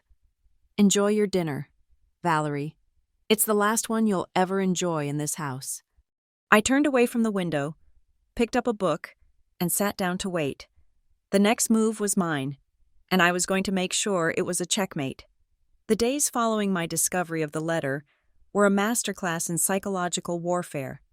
I was living in a house with a woman who was actively hunting for a reason to destroy me, and a father who was too cowardly to stop her. But for the first time in my life, I was not the prey. I was the trap. I knew Valerie was suspicious. She had the instincts of a survivor, the kind of person who could sense a shift in the barometric pressure of a room before the storm actually hit. She watched me with a predatory intensity, her eyes tracking my movements as I poured coffee or folded laundry. She was waiting for the outburst. She was waiting for me to scream, to accuse, to wave the letter in her face. But I gave her nothing. I gave her the one thing she could not handle. I gave her silence. I went to work. I came home. I ate dinner. I asked polite questions about the weather. I became a mirror, reflecting back a bland, impenetrable surface that gave her no purchase, and it was driving her absolutely insane. On Thursday, I came home from work to find that my sanctuary had been violated. I stood in the doorway of my bedroom. To an untrained eye, it looked exactly as I had left it. The bed was made. The blinds were drawn. But I was a data analyst. I noticed patterns, and I noticed deviations. The drawer of my nightstand was closed, but it was not flush with the frame. It was off by maybe a fraction of an inch. I walked over and opened it. My journal, which I always placed spine out, was spine in. I moved to the closet. My clothes were hanging, but the spacing was wrong. The hangers were pushed too close together on the left side. She had been searching. She had gone through pockets, felt hems, looked inside shoes. I walked to the bookshelf. My heart gave a single, hard thump. The heavy textbook on data structures was still there. It looked undisturbed. I pulled it out carefully and checked the spine. The letter and the will were still there, tucked deep into the binding. She hadn't found it. She had tossed the room looking for a diary, A note, a sign of rebellion. But she hadn't looked inside the boring, dense book that she likely assumed was just trash from my college days. I didn't storm downstairs. I didn't scream. I simply tidied the drawer, adjusted the hangers, and went downstairs to help set the table for dinner. When Valerie walked into the kitchen, she looked tight, her movements jerky and uncoordinated. She looked at me, waiting for the accusation. "Good evening, Valerie," I said, placing a fork on a napkin. "Did you have a good day?" Her eyes narrowed. She looked confused, then suspicious, then frustrated. "It was fine," she snapped. "Why? Did something happen here?" "No," I said calmly. "Nothing at all." I saw the vein in her neck pulse. She knew that I knew, and the fact that I wasn't fighting back was terrifying her more than any scream could have. The tension finally snapped 2 nights later. It was a Saturday. My father was watching golf in the living room. The volume turned up low. Jordan was on the floor, doing homework. Valerie had been pacing the kitchen for an hour, rearranging the spice rack, moving things with aggressive clatter. She finally marched into the living room and stood in front of the television, blocking my father's view. "I cannot take this anymore," she said, her voice trembling with suppressed rage. My father looked up, startled. What is it, Val?" She turned to me. I was sitting in the armchair, reading a book on my tablet. "Her," Valerie hissed, pointing a manicured finger at me. "Look at her, sitting there like she is the Queen of Sheba. She thinks she can just disrespect me in my own house and get away with it." I lowered the tablet slowly. "I haven't done anything, Valerie." "You haven't apologized," she shrieked. The sound was piercing. "You walked into my dining room in that dress, that hateful, vulgar dress, and you humiliated me. You made a mockery of this family, and you haven't said a word. You think because your father is soft that you can just move on? No. I want an apology. I want you to say it. I want you to admit that you were trying to hurt me." My father sighed, a long, weary sound of a man who just wanted to watch golf. "Miranda, honey, just apologize. Please, just say you're sorry so we can have some peace." Peace, that was his God. He would sacrifice his own daughter on the altar of a quiet evening. I stood up. I placed the tablet on the side table. I smoothed my skirt. I looked at my father, then at Jordan, who was watching with wide, fearful eyes. Finally, I turned my gaze to Valerie. I didn't raise my voice. I spoke with the calm, absolute authority of a landlord speaking to a difficult tenant. "I wore a dress," I said. "It was a piece of fabric. The only person who made a scene, Valerie, was you." "How dare you?" she whispered, her face turning a blotchy red. "I will not apologize," I continued, my voice steady. "I will not apologize for wearing a color. I will not apologize for existing, and I will certainly not apologize for being myself." The room went silent. In the past, I would have cried. I would have begged. I would have said whatever she wanted just to stop the yelling. But the woman who would have done that was gone. Valerie looked at me, and her mouth opened slightly. She was expecting resistance, yes, but she was expecting the resistance of a rebellious child. This was different. This was the resistance of an equal, or perhaps a superior. "You," she stammered, "you ungrateful little—" "I am going to my room," I said. "I have some work to finish." I walked past her. I didn't flinch when she took a step toward me. I didn't hurry. I walked with my head high, leaving her standing there, impotent and shaking in her own living room. The real blow came on Monday. I had coordinated with Kyra. We decided that a direct legal strike was necessary to freeze them before they could move any assets. I was at work when the notification came through on my phone that the delivery had been made. I imagined the scene, the courier knocking on the door, Valerie signing for the thick envelope with the return address of Redmont and Hawthorne. I got home at 6. The house was dark. Not the usual dim, cozy lighting. It was dark as a tomb. I unlocked the front door and walked in. Valerie was sitting at the dining room table. The envelope was ripped open in front of her. Papers were scattered across the polished wood. My father was sitting opposite her, his head in his hands. They looked up when I entered. Valerie looked like she had aged 10 years in 8 hours. Her makeup was smeared. Her eyes were hollow. "You knew," she whispered. It wasn't a question. I put my keys in the bowl. "Hello, Dad. Valerie?" "You knew," she said again, her voice rising. "You went to them. You went to that firm."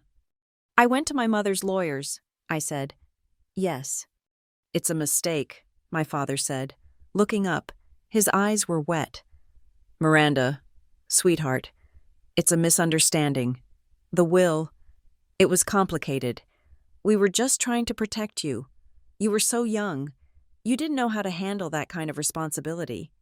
"I was 25, I said. "I am 27 now. I handle a budget of $500,000 at work.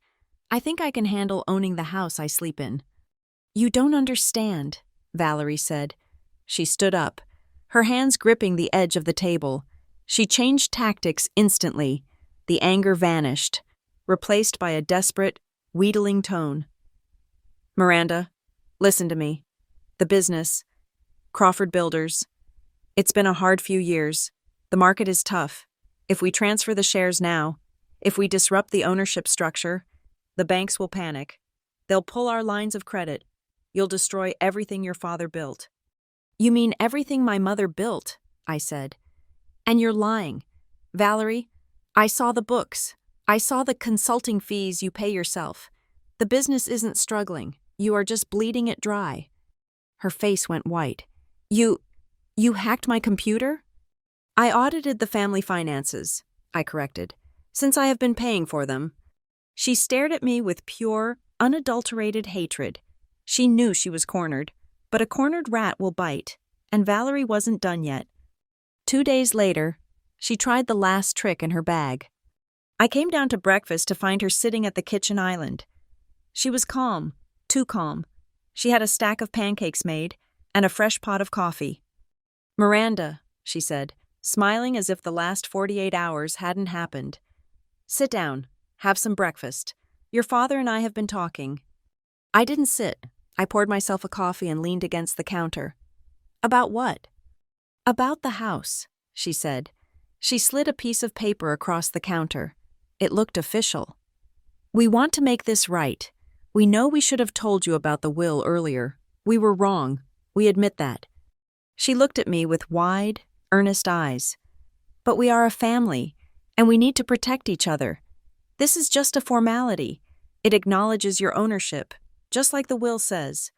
But it also grants your father and me right of survivorship and lifetime tenancy. It just means we can't be kicked out on the street. It protects everyone. Once you sign this, we can go to the lawyers and smooth everything out without ugliness." I looked at the paper. It was a legal document, dense with jargon. But I saw the words irrevocable and usufruct. I picked it up. "You want me to sign this?" I asked. "Just to keep the peace," she said. "For your father. He's so worried. Miranda, he hasn't slept in days." Jordan walked into the kitchen then, rubbing sleep from his eyes. He stopped when he saw us. He looked at the paper in my hand, then at his mother's frozen, eager smile. "What is that?" Jordan asked. "Nothing," Valerie said quickly. "Just boring adult stuff. Honey, get some juice." I looked at Jordan, then back at Valerie. I didn't need a law degree to know what this was. If I signed this, I would own the house in name only. They would have the legal right to live here, rent-free, until they died. I would be powerless to sell it, powerless to evict them. It was a trap wrapped in a pancake breakfast. "No," I said. I dropped the paper onto the counter. "What?" Valerie's smile flickered. "No," I said again. "I am not signing anything. My lawyer advised me not to sign a single scrap of paper without her vetting it first. And frankly, Valerie, I wouldn't sign a birthday card from you at this point." "You selfish little bitch!" Valerie screamed. The mask shattered completely. She slammed her hand onto the counter. "After everything I did for you, I raised you. I cleaned up your mother's mess. This is my house. I picked out these tiles. I picked out these cabinets. With my mother's money, I said coldly. Mom? Jordan asked, his voice small. Mom, stop. Shut up, Jordan, she yelled, spinning on him. You think this is funny? You think she's a hero? She's going to throw us on the street. She's going to make us homeless. I am not making you homeless, I said, keeping my voice low. I am taking back what is mine. There is a difference. It's the same thing, she shrieked. She grabbed the paper and crumpled it in her fist. She looked like she wanted to lunge across the counter and strangle me. My father walked in then, drawn by the shouting. He looked from Valerie's purple face to my calm one. What is going on? He asked weakly. She won't sign, Valerie spat. She wants to ruin us. Mark, I told you she was vicious. I looked at my father. I'm not signing away my rights. Dad, not anymore. My father looked at the crumpled paper in Valerie's hand, then at me. He slumped his shoulders. He didn't defend me. He didn't defend her. He just looked defeated. Miranda, he said softly, can't we just work something out? We are working it out, I said. In court? I put my coffee mug down. I picked up my bag. I'm going to work, I said. I walked toward the door. I had to pass right by Valerie to leave the kitchen. In the past, I would have walked around the island to avoid her. I would have given her a wide berth, afraid of her physical presence, afraid of the slap, afraid of the anger. But today, I walked a straight line. Valerie stood there, breathing hard, the crumpled paper in her fist. She looked at me, and for the first time, I saw the fear in her eyes override the anger. She realized, in that moment, that she had no leverage. She had no secrets. She had no control. I walked past her. I was close enough to smell her perfume, the same cloying scent she had worn for 15 years. I didn't flinch. I didn't look down. I walked past her as if she were a piece of furniture that I planned to replace. I heard Jordan exhale a shaky breath behind me. I walked out the front door and into the crisp morning air. I didn't look back. I didn't need to. I knew exactly what I was leaving behind. A crumbling empire, and a queen who had just lost her crown. The legal notice arrived on a Tuesday morning, delivered by a process server who looked bored by the destruction he was handing over. It wasn't just a letter this time. It was a petition to enforce the terms of the Lauren Hart Crawford Trust, accompanied by a demand for a forensic accounting of all estate assets. The effect on the house was immediate. It was as if the oxygen had been sucked out of the rooms, leaving only a vacuum of panic. Valerie did not go to her Pilates class. My father did not go to the construction site. They sat in the kitchen, reading the documents over and over again, as if hoping the words would rearrange themselves into something less catastrophic. I came home from work at 5:30. I didn't hide in my room. I walked into the kitchen, poured myself a glass of water, and leaned against the counter. We need to talk, Valerie said. Her voice was tight, lacking its usual melodic condescension. I think your lawyer needs to talk to my lawyer, I replied, taking a sip of water. No, she snapped. We are a family. We settle things like a family. In the living room, now. It was a summons to a family meeting, a ritual Valerie had invented years ago to enforce her will under the guise of democracy. Usually, these meetings ended with me apologizing for some imagined slight or agreeing to take on more chores. I followed them into the living room. My father sat in his armchair, looking gray and shrunken. Valerie sat on the sofa, her back ramrod straight, clutching a tissue she didn't need. Jordan was perched on the ottoman, looking like he wanted to be anywhere else on earth. I sat in the wingback chair, the one that used to be my mother's favorite. Valerie began the performance. She took a deep, shuddering breath and looked at me with eyes that were wet with summoned tears. Miranda, she began, her voice trembling. I know you are angry, and I know you think we kept things from you, but you have to understand. Everything we did for you. We did it to protect this family. Protect the family, I repeated flatly. Is that what you call it? Your father was broken when I met him, Valerie said. gesturing to Mark, who stared at the carpet. He couldn't function. I stepped in. I saved him. I saved this house. And yes, maybe we delayed the transfer of the deed. Maybe we didn't show you the will right away. But it was because you weren't ready, Miranda. You were a child. We wanted to make sure you had a stable home until you were mature enough to handle the burden of ownership. She looked at me, pleading for me to buy the narrative she had sold herself. We are not your enemies, Miranda. We are your parents. And now, this lawsuit? It's tearing us apart. You are going to bankrupt your father with legal fees. Is that what your mother would have wanted? It was a masterful performance. She played the martyr, the savior, and the victim all in one breath. She weaponized my mother's memory to guilt me into submission. But I wasn't the audience anymore. I was the critic. I have a question, I said. My voice was calm, cutting through her emotional fog. What? She asked, blinking. If you were just waiting for me to be mature enough, I said, looking her dead in the eye, why was my mother's letter hidden in a cookie tin in the back of your closet behind a mink coat? The room went deadly silent. Valerie's mouth opened, then closed. She hadn't expected me to reveal exactly where I found it. She thought I had just found the will. She didn't know I had found the personal note. She stammered. I found it recently. I was going to give it to you. I put it there for safekeeping so it wouldn't get lost. You found it recently? I asked. Because the tin was rusted shut, Valerie, and the dust on it was thick, and Jordan heard you talking about it years ago. I turned to my brother. Didn't you, Jordan? Valerie whipped her head toward her son. Jordan, don't you dare. Jordan looked at his mother, then at me. He looked at the terrifying woman who had controlled his life, and then he looked at the sister who had been paying for his sneakers. Yeah, Jordan said, his voice cracking. I heard you. I was 12. You were in the bedroom with Dad. You were holding the red box. You said, if she ever sees this, the ride is over. You weren't protecting her. You were protecting the money. You liar, Valerie screamed. She lunged toward him, but my father stood up. Valerie, Mark shouted. It was the first time in 10 years I had heard him raise his voice at her. Sit down. Valerie froze, looking at Mark in shock. She slowly sank back onto the sofa. She's lying, Mark, she whispered. They're both lying.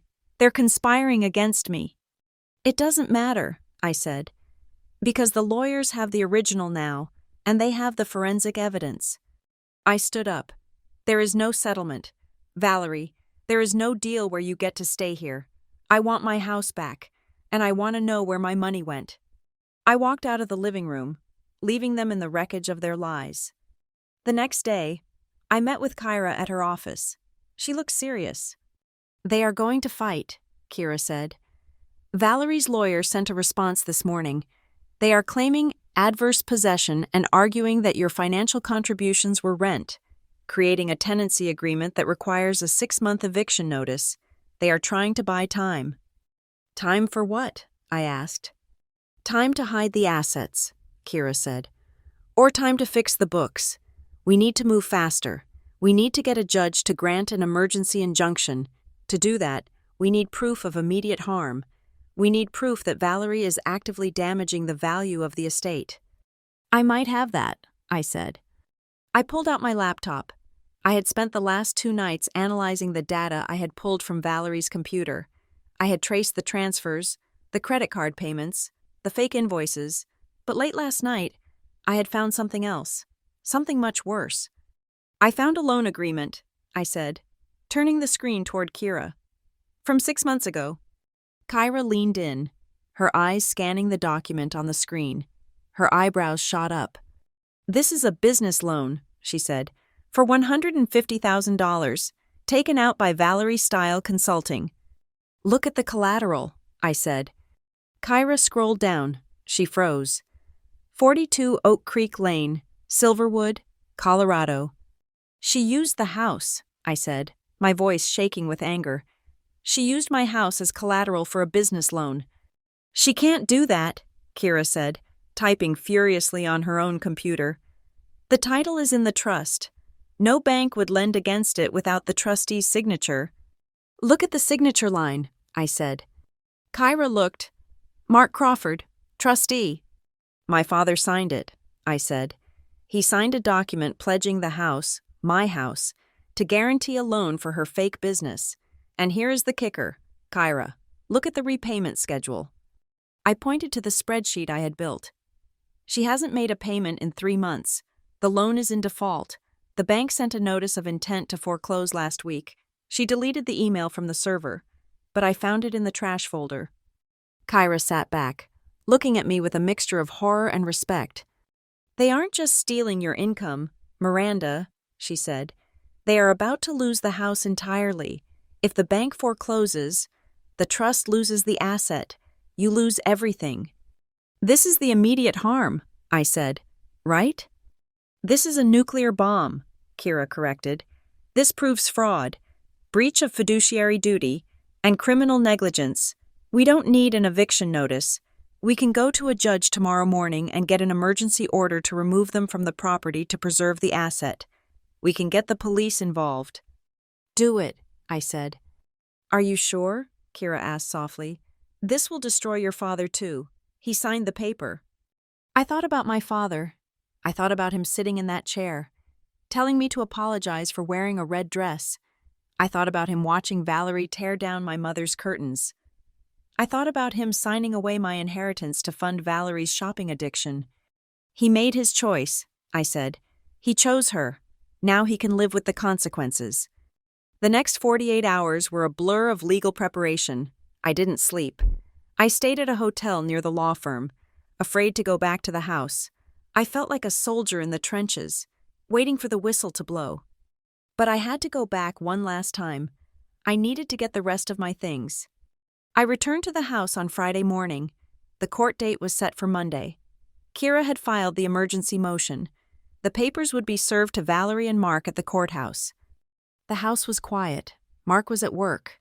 Valerie was out, likely meeting with her own lawyer, trying to spin a web of lies. I walked through the rooms. The beige walls seemed to mock me. The gray furniture felt like prison bars. But it wasn't my prison anymore. I went to my room. I packed the last of my clothes. I took the photo albums I had hidden under my bed, the ones with pictures of my mother that I had saved from Valerie's purge. I took my jewelry. I went to the closet in the master bedroom. I knew it was risky, but I couldn't resist. I opened the door. The mink coat was still there. I reached behind it and felt the tin box. It was empty now, stripped of its secrets. But I took the box anyway. It belonged to me. I was walking down the stairs with my boxes when my father walked in the front door. He stopped, looking at the boxes in my arms. He looked older than I had ever seen him. His face was lined with stress, his eyes red-rimmed. "You're leaving," he said. "I'm moving my things to a secure location," I said, "before the bank comes to change the locks." He flinched. "You know about the loan." "I know everything. Dad, I know about the loan. I know you signed it. I know you let her gamble with my inheritance." He slumped against the doorframe.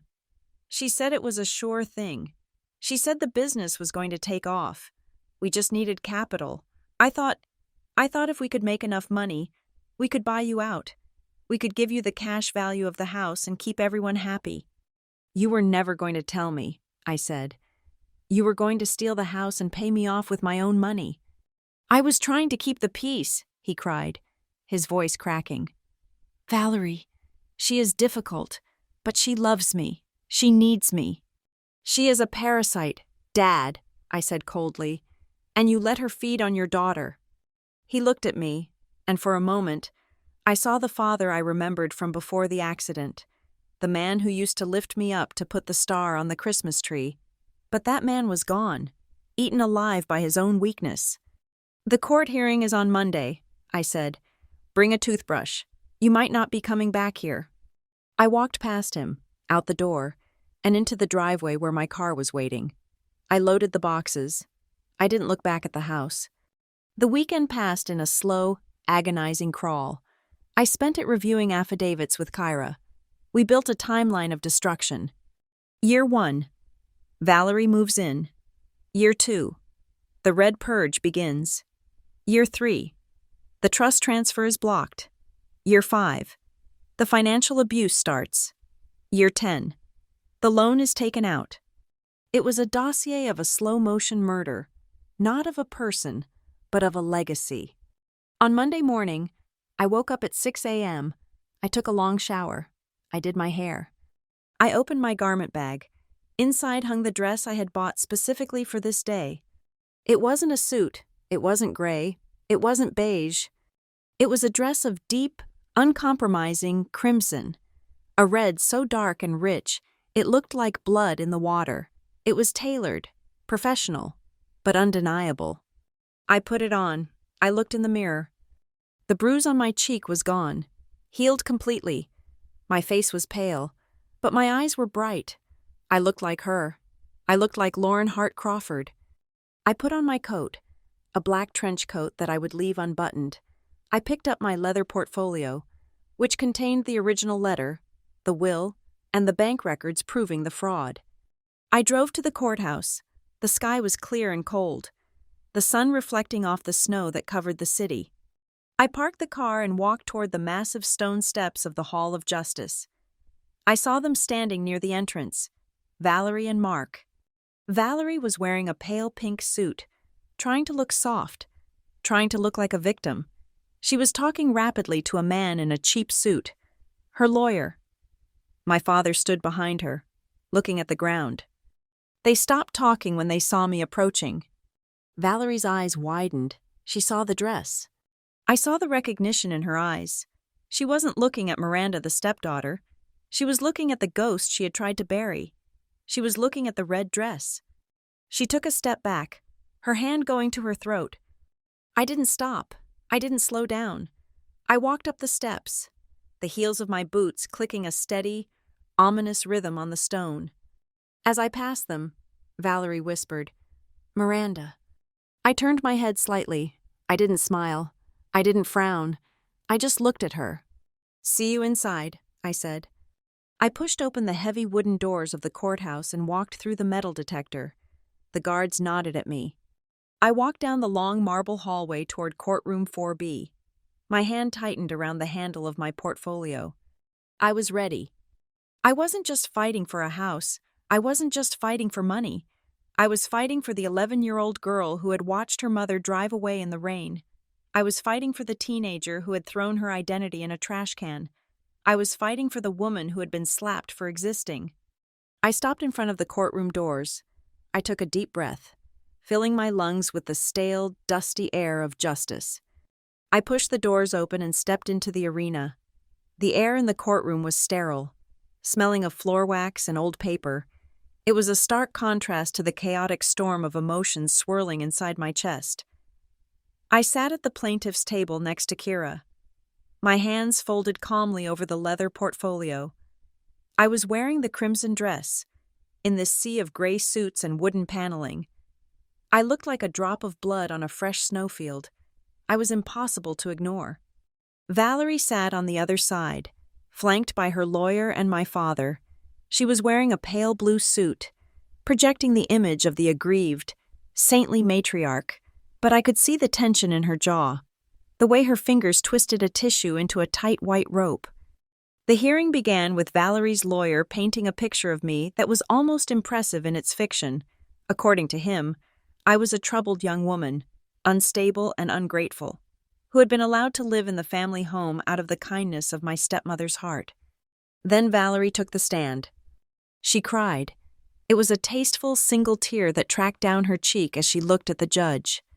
"Your Honor," she said, her voice trembling just enough to sound heartbroken, but not enough to sound weak. "We have done everything for Miranda. We raised her. We educated her. We gave her a home when she refused to move out. And now, because of a misunderstanding about paperwork, she wants to throw her own father onto the street. It is cruel. It is a vendetta born of jealousy." She looked at me then, her eyes hardening for a fraction of a second. "She is not well, Your Honor. She obsesses over the past. She creates conflict where there is none." My father sat with his head down, unable to look at either of us. Then it was Kyra's turn. She didn't make a speech. She didn't cry. She stood up and walked to the bench with the precision of a surgeon approaching an operating table. "Your Honor," Kyra said, her voice projecting clearly to the back of the room, "we are not here to discuss feelings. We are here to discuss facts, and the facts are irrefutable." She placed the documents on the judge's bench. "This is the last will and testament of Lauren Hart Crawford, authenticated by forensic handwriting analysis this morning.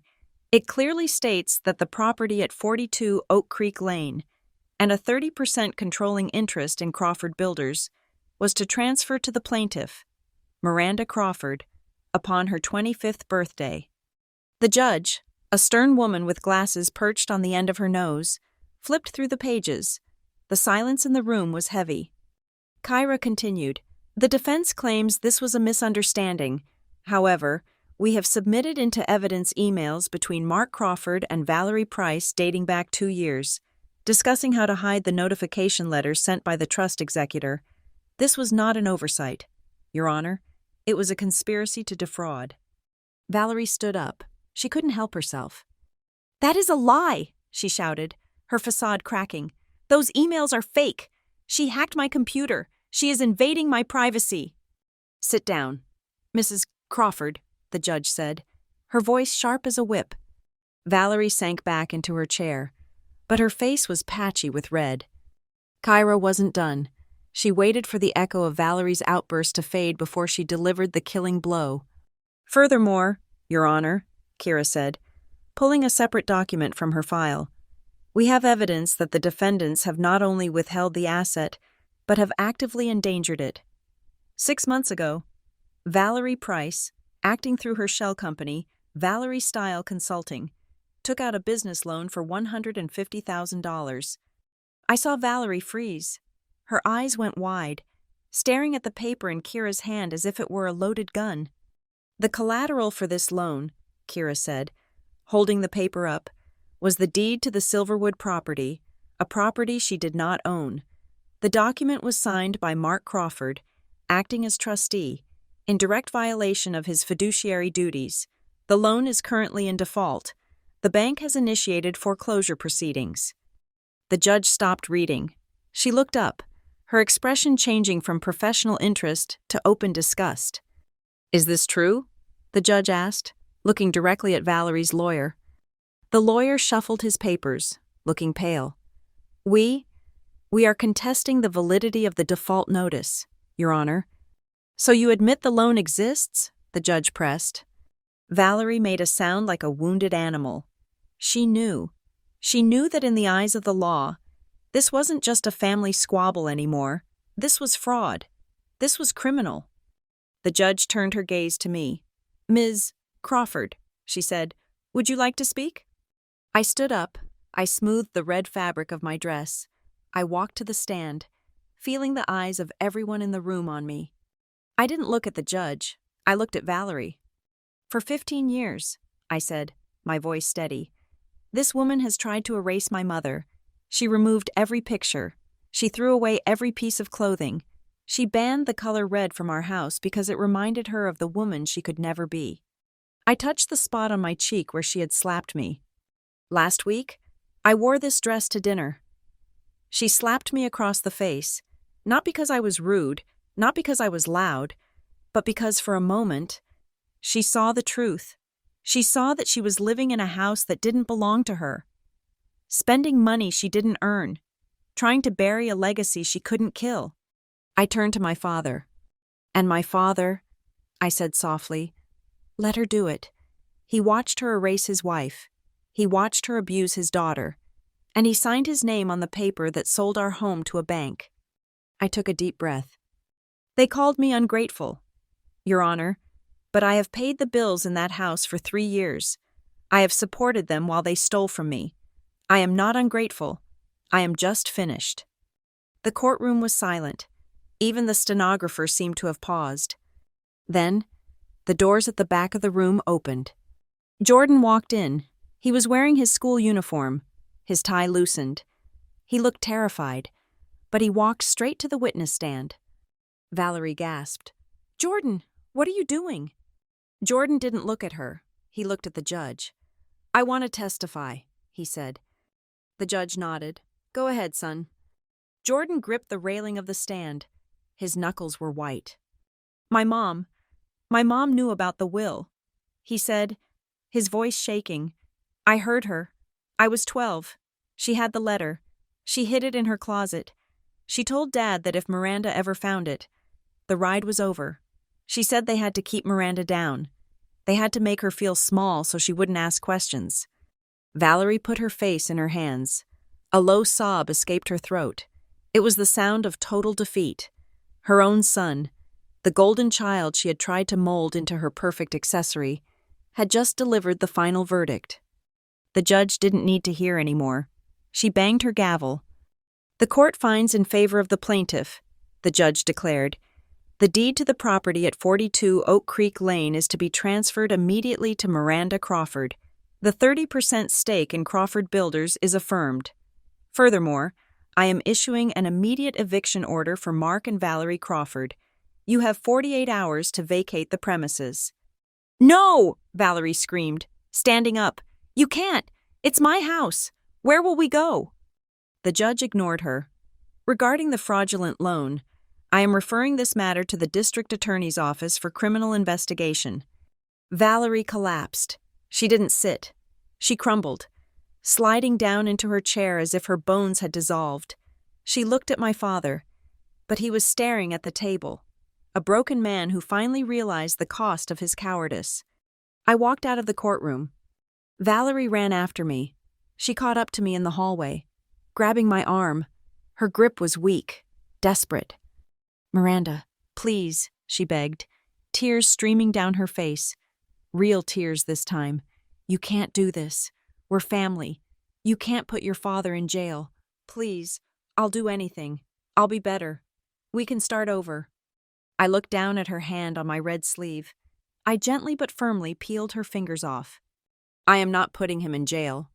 Valerie, I said, you did that when you made him sign that loan. But the family, she sobbed. You're breaking the family. I looked at her, and I felt a profound sense of peace. The fear was gone. The anger was gone. There was only clarity. The truth didn't break this family. Valerie, I said, the lies did, and you have been lying for a very long time. I turned and walked away. I heard her sobbing behind me, a jagged, ugly sound echoing in the marble hall, but I didn't turn back. 3 days later, I stood in the driveway of the Silverwood house. It was empty. The eviction had been carried out. The locks had been changed. I walked inside. The house echoed with emptiness. Valerie had taken everything she could. The furniture, the curtains, even the light bulbs in the hallway. She had tried to leave me a shell. But she didn't understand. I didn't want her furniture. I didn't want her beige sofas or her gray rugs. I wanted the space. I walked through the rooms, the sunlight streaming through the bare windows. It felt bigger. It felt lighter. It felt like the house was taking a deep breath after holding it for 15 years. I didn't move back in, not to sleep. I wasn't ready to live here again. Not yet. The ghosts were gone, but the memories were still fresh. I had rented a beautiful modern apartment in the city, a place with big windows and no history. But I kept the house. It was mine. Over the next few weeks, I began the process of reclamation. I hired painters. I told them to cover every inch of gray with warm whites and soft creams. I tore up the carpets Valerie had installed and restored the original hardwood floors underneath, the floors my mother had walked on. And then I brought in the color. I went to an art gallery and bought a massive painting. It was an abstract piece, a swirling storm of crimson, scarlet, and ruby. I hung it in the entryway, right where Valerie had forced me to take down my mother's pictures. It was the first thing you saw when you walked in. A declaration, a heartbeat. My father tried to call me a week later. He was staying in a cheap motel near the highway. He sounded old and small. He asked for money. He asked if he could come home. I met him for coffee. I didn't bring my checkbook. I love you, Dad, I said, but I cannot save you. You have to save yourself. I set boundaries. I told him I would pay for a lawyer to help him with the fraud charges, but I would not pay his rent. I would not pay his debts, and he was not welcome in my house until he had made amends. Real amends. Not just apologies. Jordan was different. I helped him get into a boarding school, paying the tuition from the dividends of the construction company that I now controlled. He needed to get away from Valerie. He needed to find out who he was without her voice in his ear. We talked on the phone every Sunday. He was healing. 1 month after the trial, I drove to the house alone. It was evening. The sun was setting, casting long golden shadows across the lawn. The house looked beautiful. It didn't look like a fortress anymore. It looked like a home. I got out of the car. I was wearing a new coat. It was a trench coat, tailored and sharp. And it was bright, unapologetic red. I walked up the path to the front door. The wind caught the hem of my coat, making it billow out behind me like a cape. I felt the cool air on my face. I stopped on the porch and looked out at the street, the same street where I had watched my mother leave, the same street where I had hidden my true self for so long. I wasn't hiding anymore. I reached into my pocket and pulled out the key. My key. I looked up at the sky, where the first stars were beginning to appear. I thought of the letter, now framed and hanging in my private study. I thought of the line, "Red is the color of the heart. It means you are alive." I took a deep breath, filling my lungs with the cold, clean air of freedom. I have it all back. Mom, I whispered into the twilight. I took back the house. I took back the company. And I took back the red. I unlocked the door and stepped inside, closing it softly behind me. Finally, truly home. Thank you so much for listening to this story. I would love to know where you are tuning in from. So please leave a comment down below with your location so we can all connect and share our thoughts on Miranda's journey. If you enjoyed this story, please make sure to subscribe to the Lila Revenge Stories channel. Hit the like button and smash that hype button to help this story get recommended to more people who need to hear it.